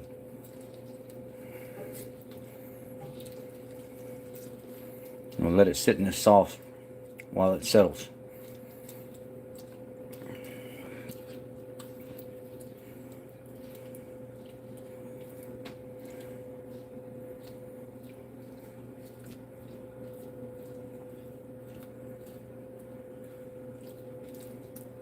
Typically what I do is I make some cauliflower rice, fry it up until there's no moisture showing on the outside, and I'll take some of this, like a big old giant scoop of this with the sauce, and put it right on top of the cauliflower rice and go to town.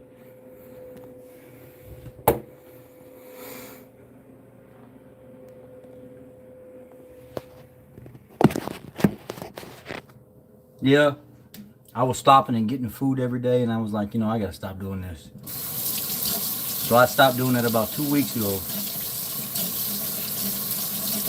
Started cooking at home in the morning before I went to work. But then I was like, you know what? I don't even want to do that anymore. I just want to drink my coffee and just go right to work, and I'll fast until like noon, 1 o'clock. And if I feel like eating something then I'll do it then.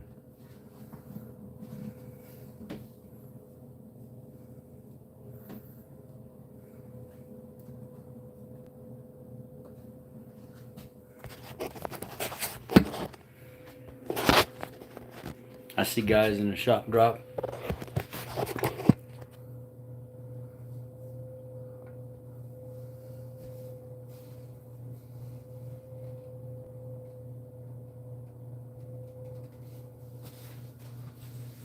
What you see this?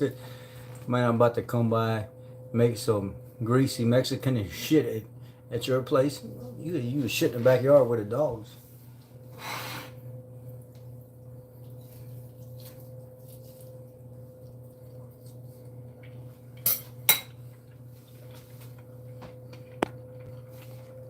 No, you could shit on my commode. I'll let you do that. Just don't use the one upstairs. Only the one downstairs.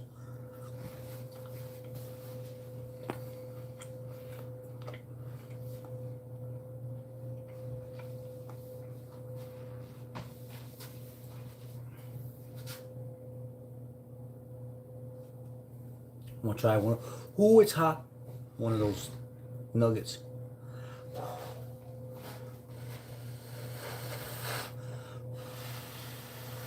Ooh.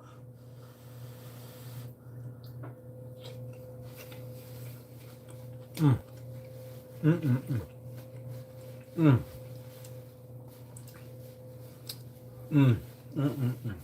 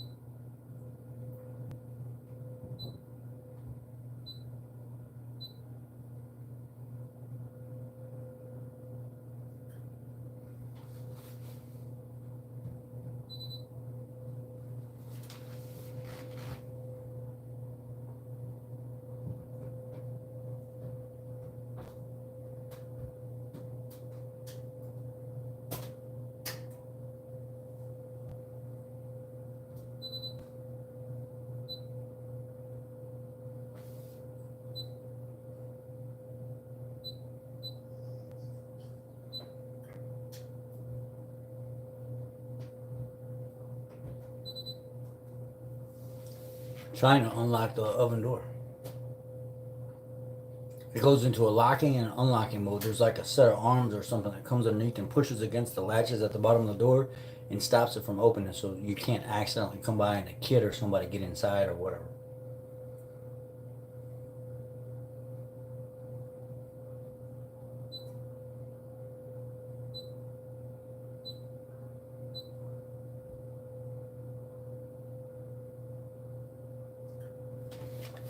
All right. Now the only thing left is cooking those burgers. I'm gonna see if the missus is ready for that.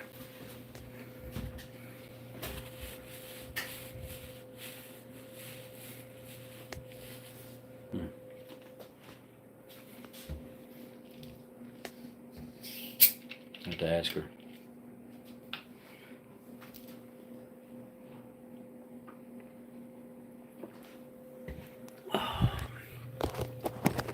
Let me see if she wants me to cook them burgers real quick.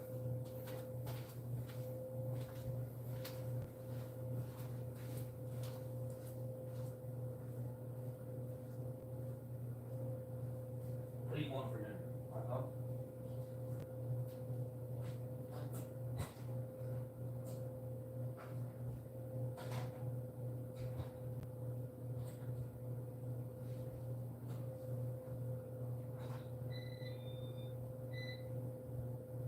Want to cook those burgers now? You want me to cook those burgers now? Are you?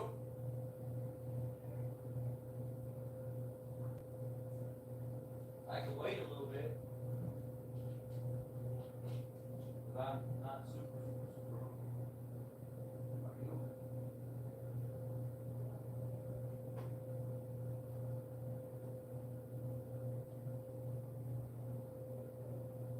I can cook them now.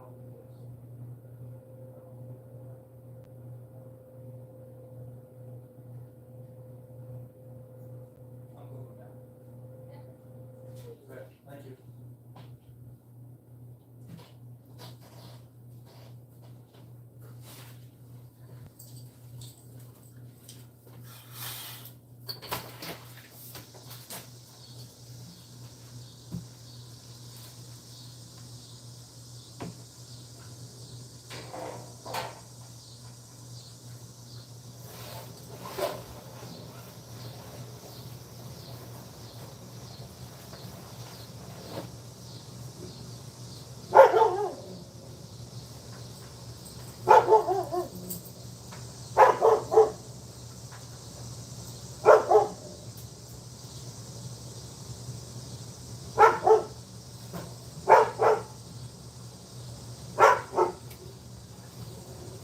We're gonna cook them. I'm just gonna cook them now, and then if we don't want them right away, it's all right. I'm not like super hungry right now. So.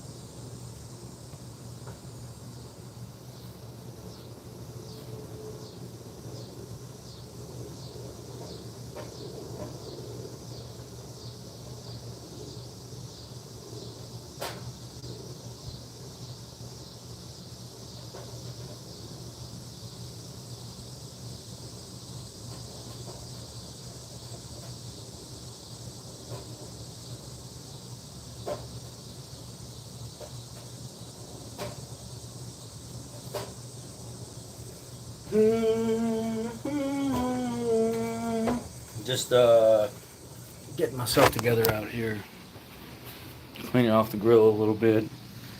Sometimes we do stuff late at night, and then whoever's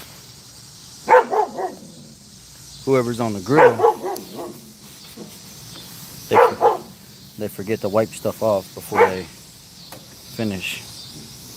And I'm guilty of that sometimes too. But you know, it is what it is.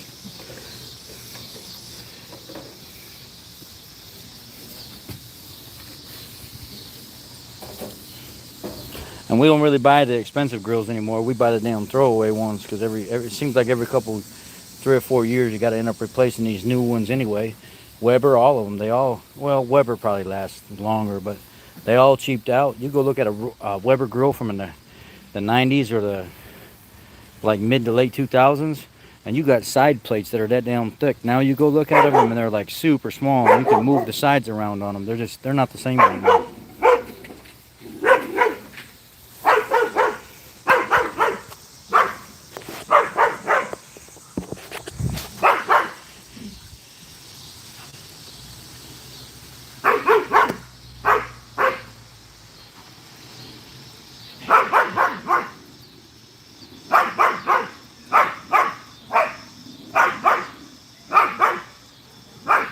Okay, Nutty Buddy, I don't know what you're asking. Any leads on a OBS F-150 or 250?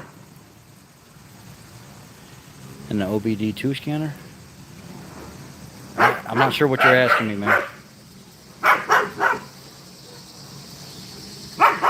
Yanni, I don't know if you should really go in depth, but you could give it a shot. 17 F-150 stalls randomly at idle. No faults or storage. Should I replace the cam phasers?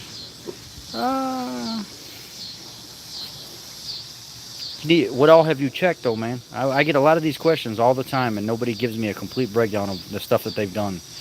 Have you done plugs? Have you done ignition coils? Have you checked new injectors, fuel pressure and stuff when it happens? Have you done the diagnosis of hooking up a scanner and actually watching the demand versus actual fuel pressure and stuff? A lot of people, they don't even do that stuff and they come to you and they're like, hey, can you give me a quick fix? Unfortunately, I can't. If you haven't done your research and your homework in that regard to be able to tell me all these things, an engine needs spark, compression, fuel, and air. And if one of those are missing, it won't run. And that's typically what ends up happening. Do you have spark? Do you have fuel? Do you have air? And do you have compression? If you haven't checked those 4 things, then don't even ask questions yet until you verify those 4 things. I know it's kind of playing hardball, but that's the truth.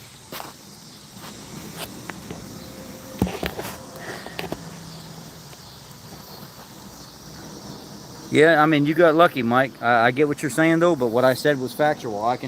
We have a Weber from the early 2000s, and you look at the quality of the material and how thick everything is, it's twice as thick as it is now. I mean, it's just fact.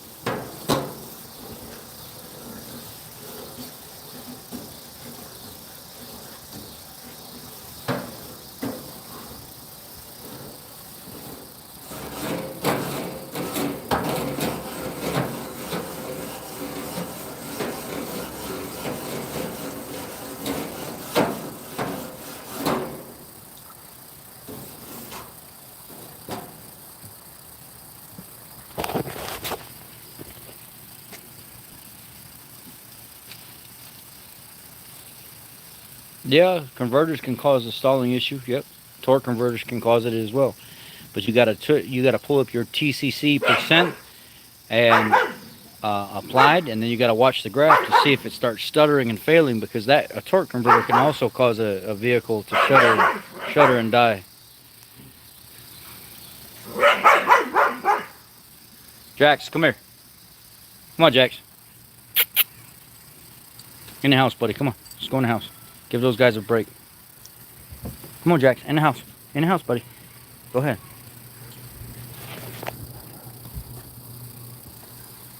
We got to move stove. That's the old stove and the old stove and the old refrigerator. We got. I think I'm gonna take one of them to the shop.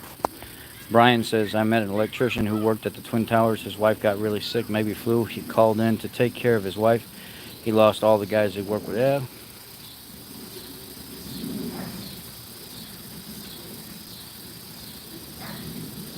Soft brake pedal, master cylinder leaking, replaced it, and booster.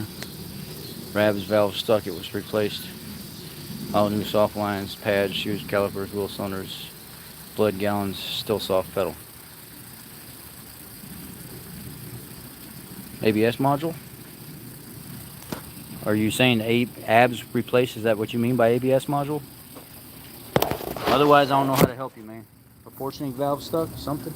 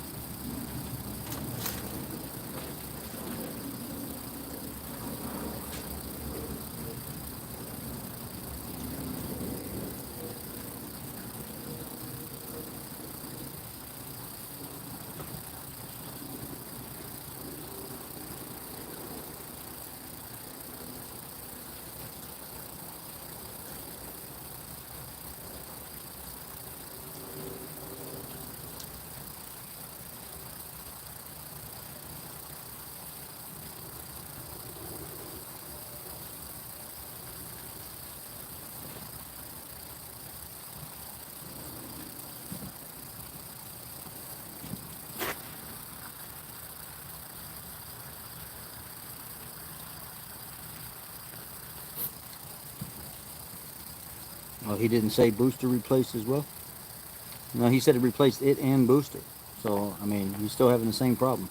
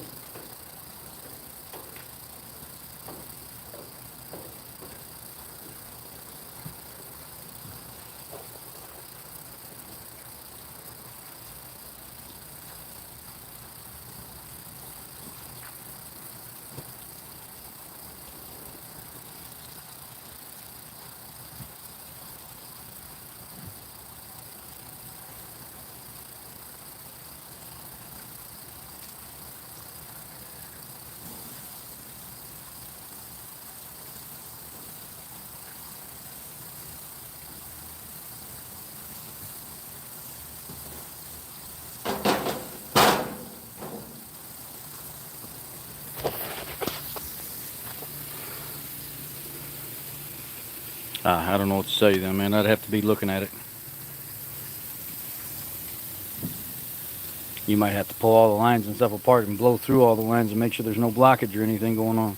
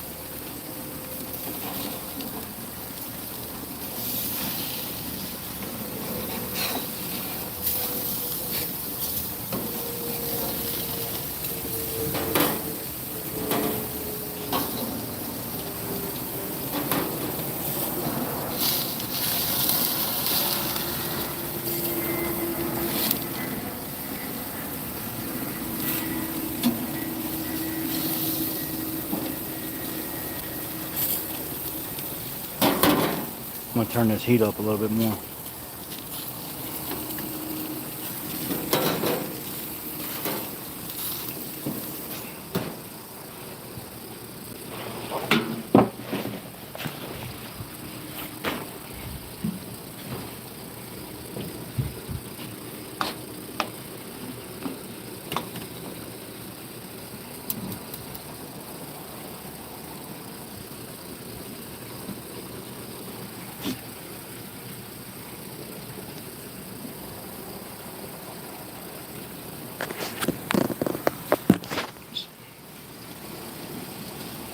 Do you have a grill at work? Yeah, I mean we have a grill that the neighbor brings down, but it's not like our grill. And I have a grill in my storage unit that I need to take to work.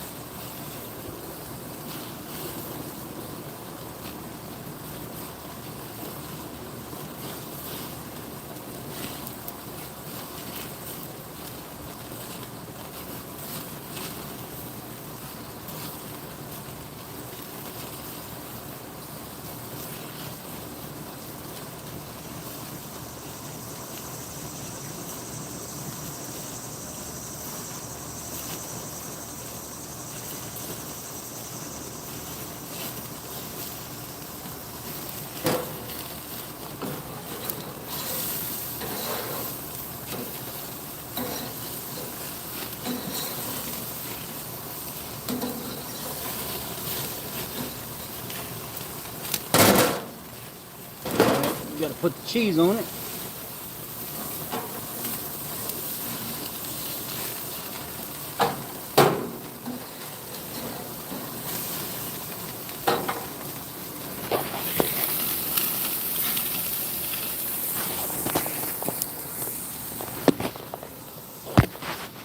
These are her Hawaiian buns, and I'm doing these keto buns.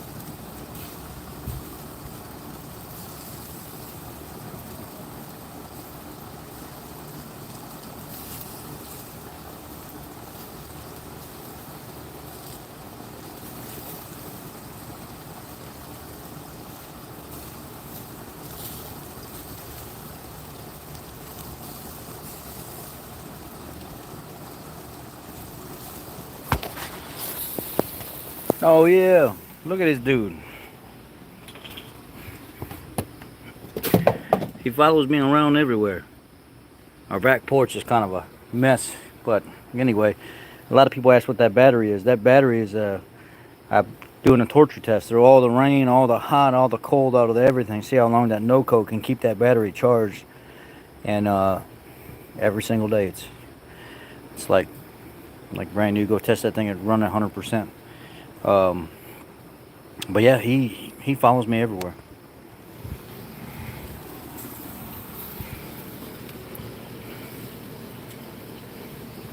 Oh yeah, that's done. Perfect. Let me start putting these together. Swiss cheese on all of them.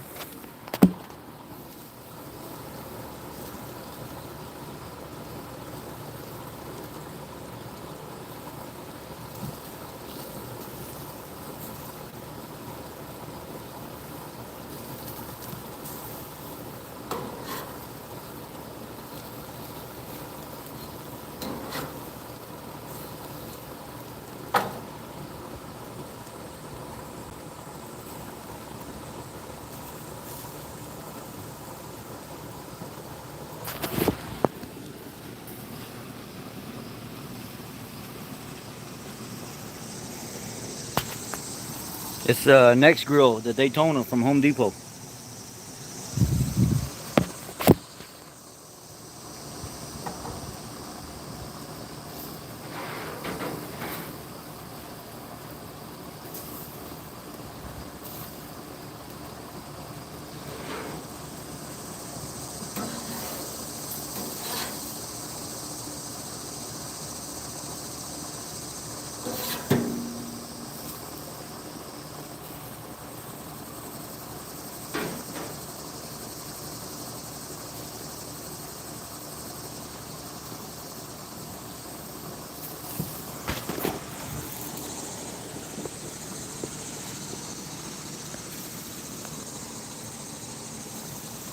Mm-hmm.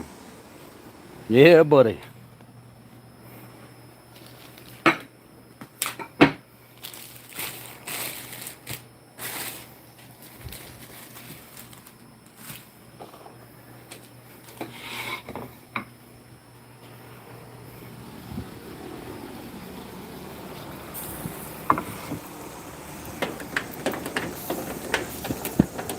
And this is a Home Depot branded grill as well. I throw these away every 3 or 4 years.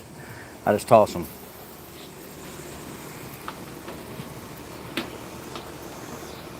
This was a stainless steel grill. It held up pretty good through all the abuse and stuff we've put it through. I can't complain. But at the same time, cheap.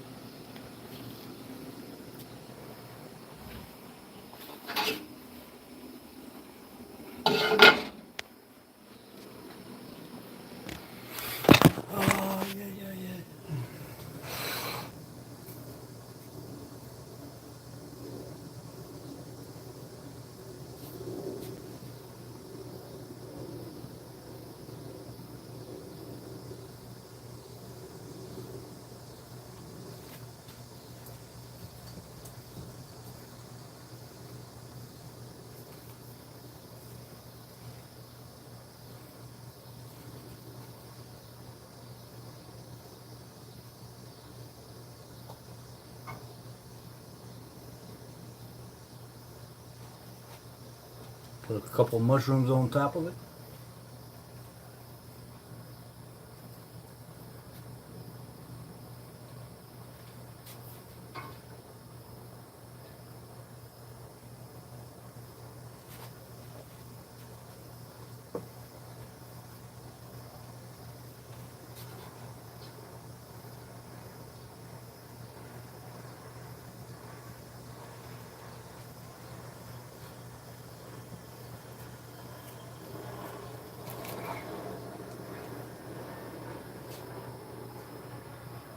And voila.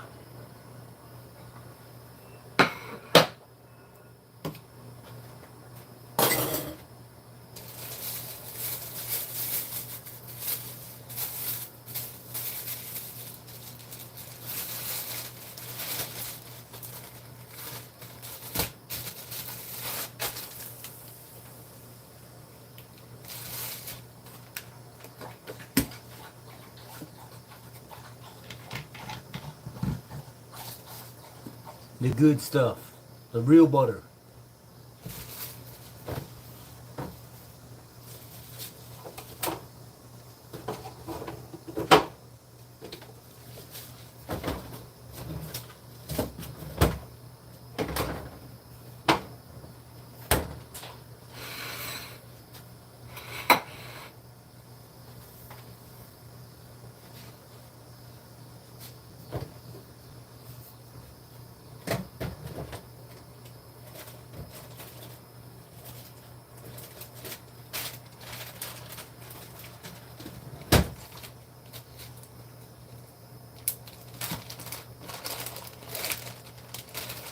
I got you a treat, buddy. I got you a treat.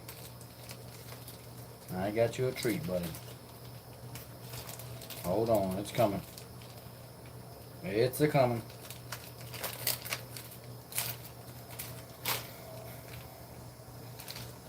No, the little one, she's gonna want a hot dog for dinner.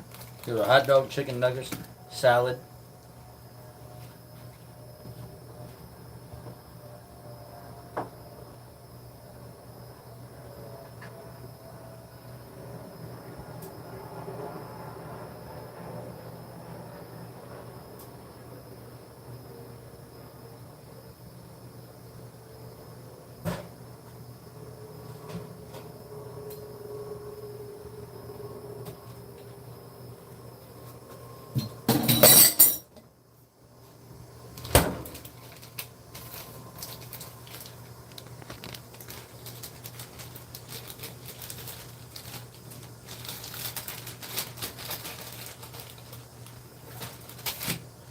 How's the walkway? Why? What's up?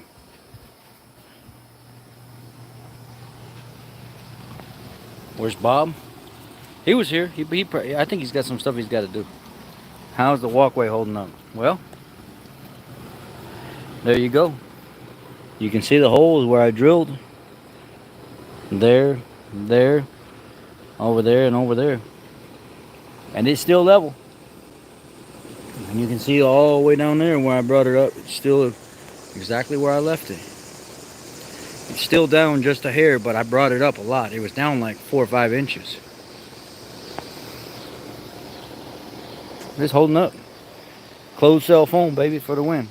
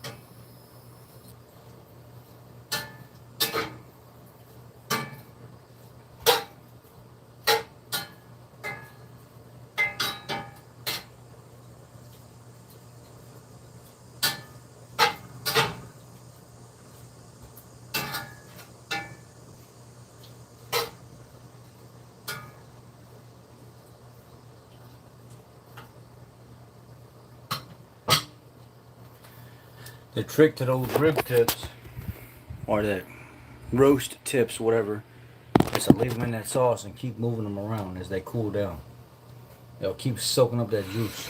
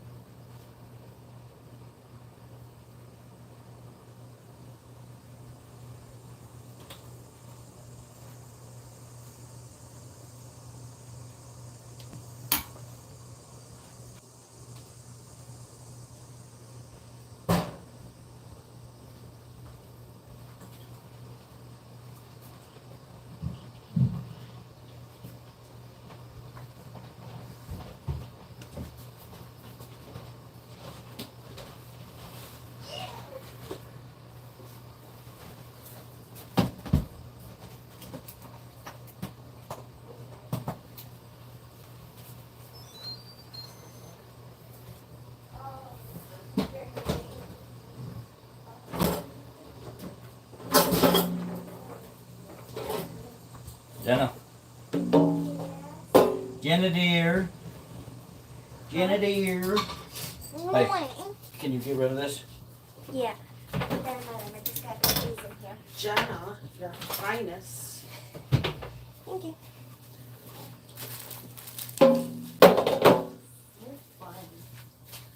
Get rid of it because you're leaving it out all over the place, and I've already moved it like 3 or 4 times.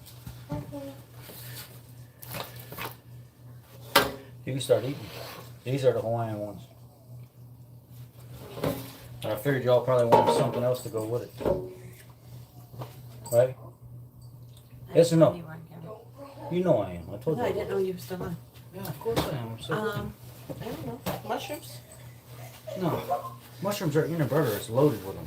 Oh, I don't get to have mushrooms on top. There's some mushrooms on top. Mom, Jack swung over Don't and mess he it up, though. fell. Don't mess it up, though. Like, are you ready to eat? Because if you're ready to eat, I'm going to make you guys some of those fries or whatever. You can make it if you want. What, you don't want Fries? I said, yeah, you can make it if you want. it? Okay. I just don't know what else you want to eat with it. Can you give me a Dr. Pepper, please? Yeah. What else am I going to make for you guys? Is there a veggie or you want to just eat fries? I'm sorry, fries. I'm not going to eat anything else. I'm just going to eat the burger. I don't want nothing else. I got a chef if she wants fries or if she wants chips. Yes. You want fries? Or Yes. Yeah, Right. she'll take fries. Is that the ones down here? Yeah, there's fries down there. The sweet potato one? Down there, fries. You guys want these regular ones? Oh, that's tater Oh, tots. tater tots is fine. Same good. For both you guys? Yeah. I'll just shake it something.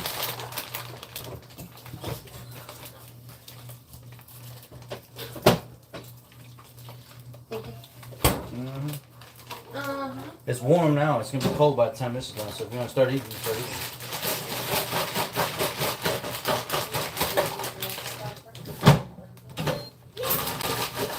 Mom, I jumped and my foot landed like that. I know. Jenna, if you want to eat one of your hot dogs now, come eat it now. While it's warm, or are you going to wait? I'm coming now. Okay. I'm grabbing a plate. Huh? Oh, you're welcome. Daddy. You're welcome.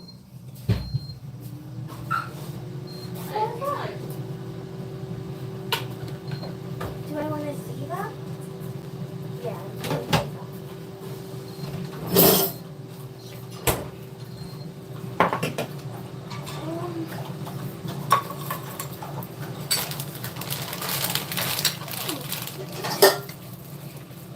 Is that for you guys, or you're putting those away right now?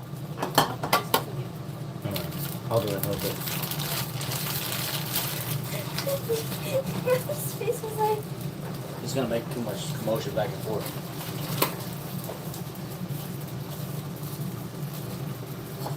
are you on live? Yeah. Honey.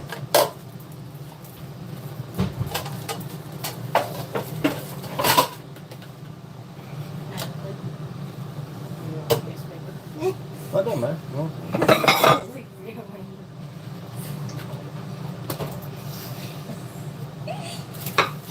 What are you doing? You destroyed that.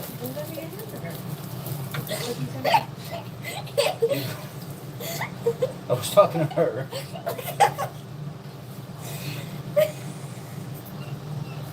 What do you want to catch up now? Come on, Dash, go. Are you gonna have one? A hot dog? No, I made my mom's burgers right here. Yum, yum, yum, yum. Good on one. Yeah. Thanks, Daddy. And then the second, these will be done. I don't know. You guys know how long it takes. I don't know how long it takes. I don't either.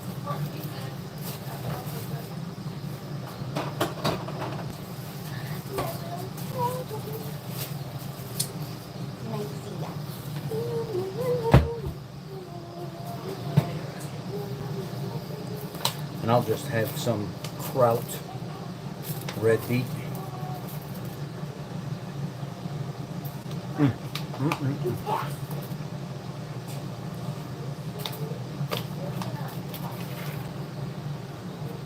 Come over.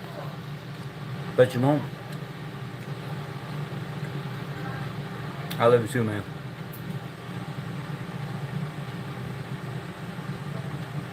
Have a great night.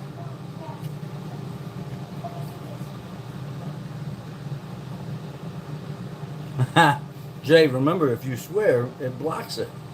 I want people to see what you said. You at home slinging burgers. I'm at work slinging Timu. Ain't that a... Yep, ain't it? What does it say? Ziphiel? I'm grilling myself now. You need to pay attention. Have a great night. You too.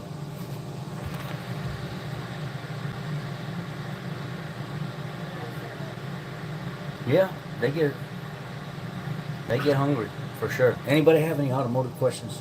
I mean, I don't want this to just be only about grilling. I want to answer your stuff too, or you want to talk about something. I just cook all that in 35 minutes. That's a lot to cook in 35 minutes. And pretty much all the mess is cleaned up. I think I need to start practicing doing that more and make life a lot easier. Right, dear?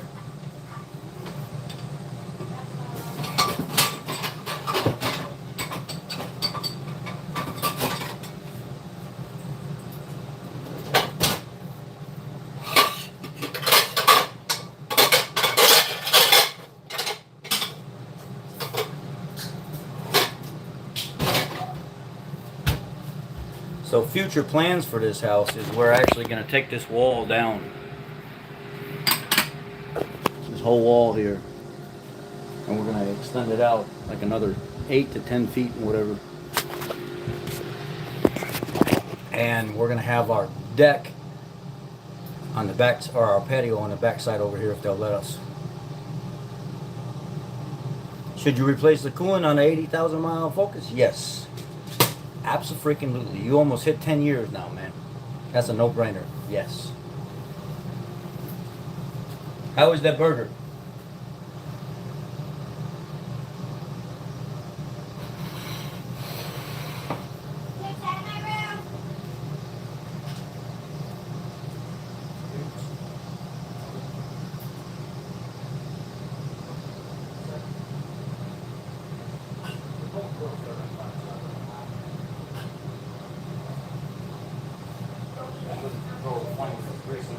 We would have went 90-10 beef over.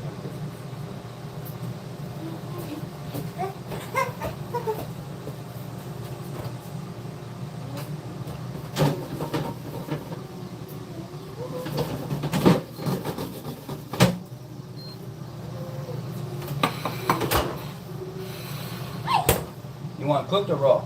Raw. I like it raw. Bring your plate in here. You ain't getting the whole box, because you go in there with the whole box. By the time I come out, it's gonna be gone. It's not even just that. It's just, it'll sit there and get warm and get warm, and your fingers will be in it, and everything will be in it. Yes, this child, she just likes eating freaking mushrooms right out of the... Who cares? It's healthy, but still. She'll just keep eating them and eating them and eating them.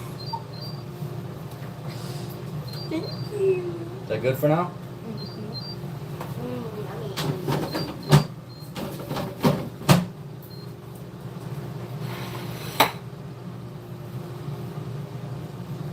Try one of the mushroom burgers. Boy, my God. Mm.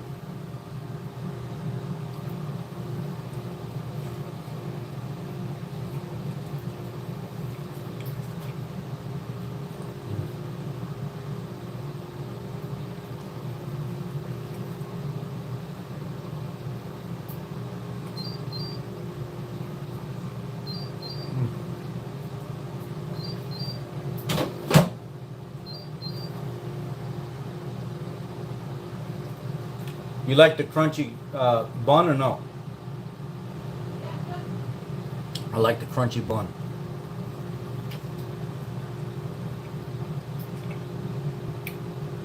Mm. Mm-mm-mm.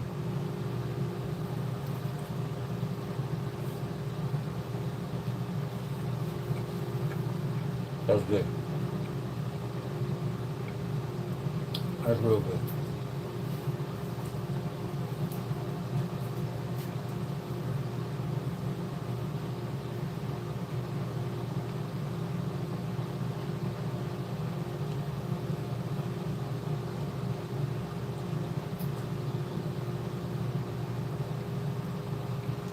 Man.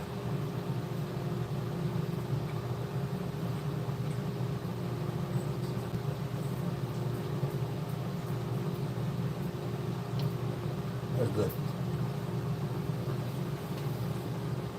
Come here, pups.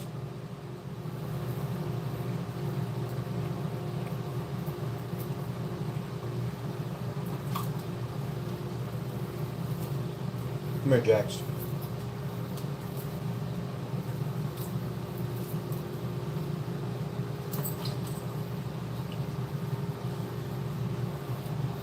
There you go. That's all you get. You don't get no more steak. That's it. Maybe later. Maybe later.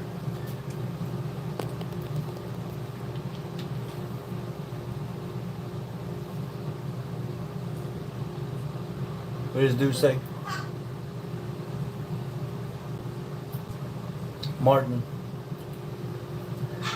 First you make me believe you're here to support the channel, and then you say some troll shit like Scotty Kilmer says hi, he loves the channel. Come on, man.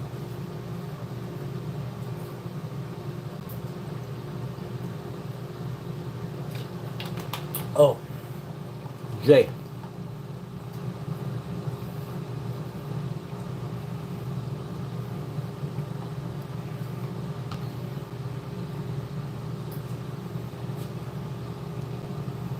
Welcome to being a moderator on the channel now, Jay. You have earned your way as a control aspect of the channel to make sure everything stays kosher. And I appreciate you working for me. I appreciate you coming in, helping, and making things easier on me and learning. You're now a moderator on the channel.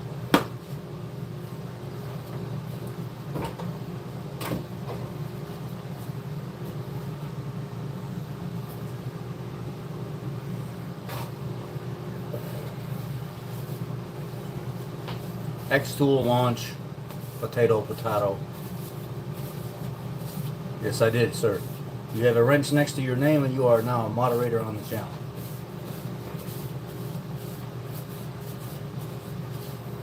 And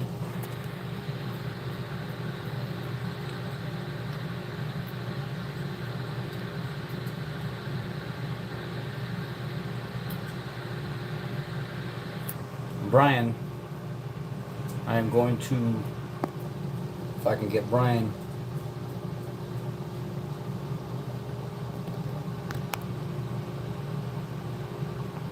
why is it not letting me click on Brian? Brian, say something real quick.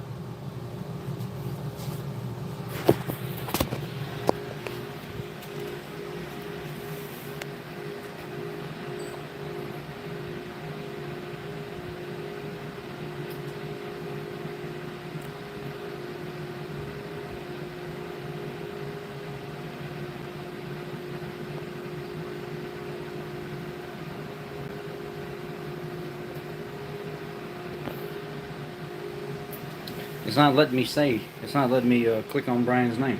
I think it's got to be a fresh comment.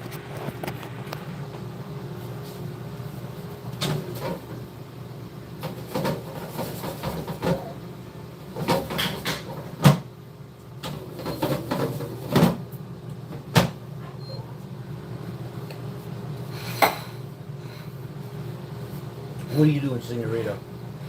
You think you deserve an extra piece? Yes, you did. She got it.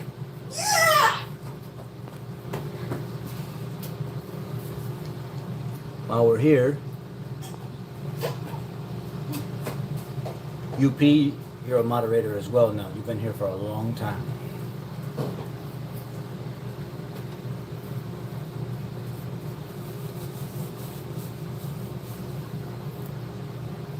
If you want it. If you don't want it, then you just reject it.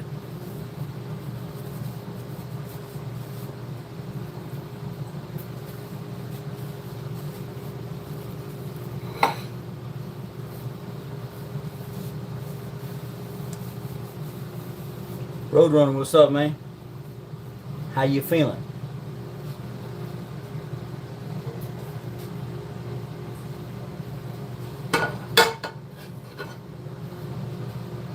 That's like a half-pound burger, baby. I loved it. I think I'm gonna start making it that way from now on. I use 1 egg instead of 2, so it didn't make the steak. It didn't pull the like juice and stuff out of the steak. And I used 3/4 of a pack of mushrooms to about 1.5 pounds of beef. Yeah, that's exactly. Yeah, because they're about half-pound burgers, and there was 5 of them out of 1.5 pounds. So delicious. I don't think I could eat more than one. I mean, I could, but all right today. But who knows about tomorrow, right? I know. I feel you. What all we can do is focus on today. That's for sure. Give me a little bit more kraut.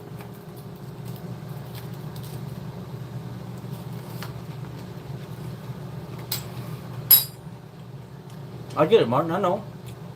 I'm cool, man. I'm just giving you shit. I know.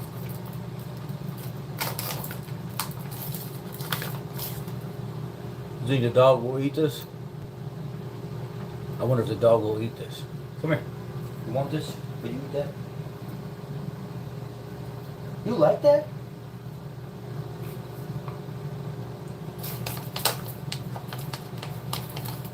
Do you really like that? Hey, can you go on your phone real quick and see if dogs can eat cabbage, beets, and carrots?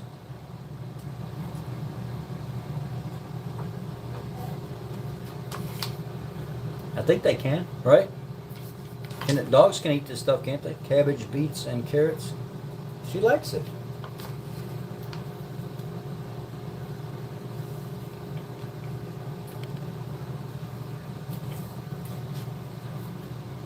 Did you ate that and you liked it, and now you want more? There we are. Brian, appreciate you being here, man. If you'll accept it, you're now a moderator on the channel. I've been waiting for you to say something.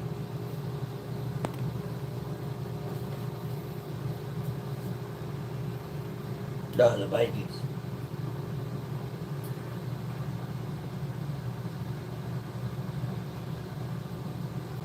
No.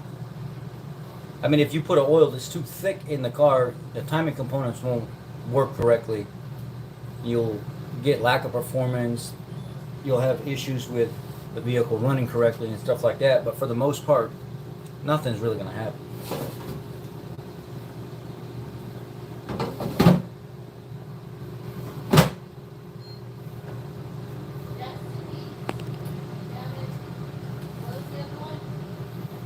Carrots.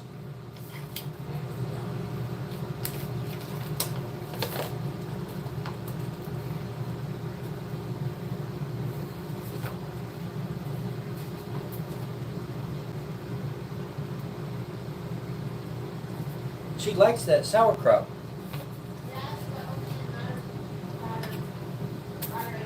I just gave her a little, like a half a spoonful, not even.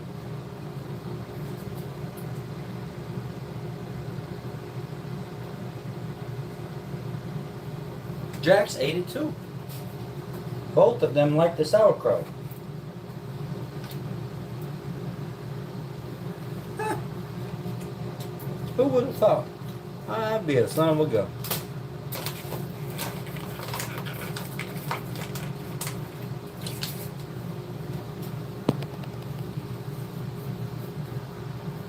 Yes, sir, it does. All right, y'all. I'm jumping off of here.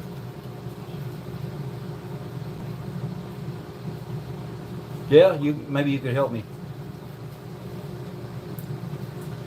Maybe you can help me design.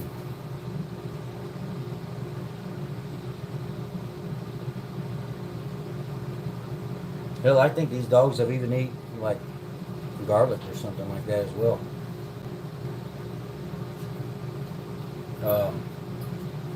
Yeah, there ain't nothing else to show. We're just idling right now.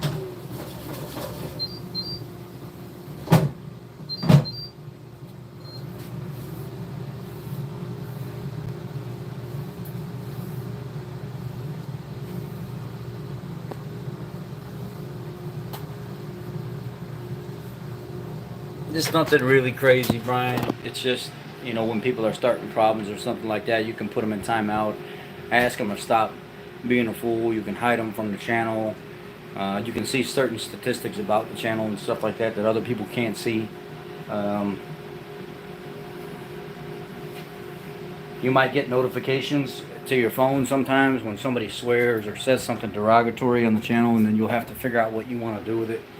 On regular videos and stuff like that, you'll be able to look at the comment section and see who's causing problems, and at your own discretion be able to boot them off the channel or allow them to stay. It's up to you.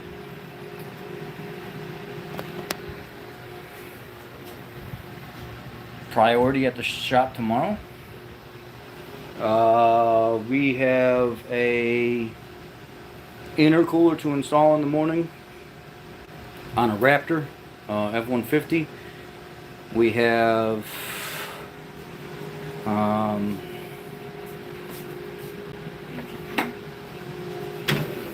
these are done early because I put them in there during the pre-cook. You want them now? Sure. Or let them stay? I'll try. You say what? What do you want? Alright, I'm leaving. I'm getting off of here, guys. Harbor Freight Tools, yeah, they're good. Make sure you try to get more of the professional one, the ones that say professional, or the ones that are Icon.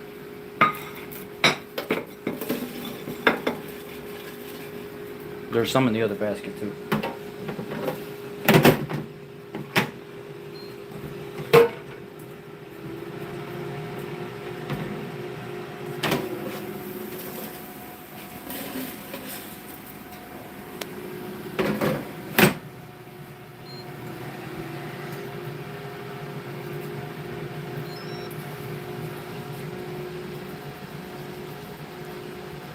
You got me that time. Honey? Yes. Alright guys, I gotta go. Welcome to the new moderators on the channel. Thank you for being here. Thank you for helping me The tall one back there, the yellow cap. keep this place together. I trust that you guys will use the correct discretion. And the little one wants to say bye. Bye. Bye guys. Y'all have a great weekend. Have a great night. Get to work safe tomorrow. And remember, if your boss is a jerk, he's just going to be a jerk. Take care.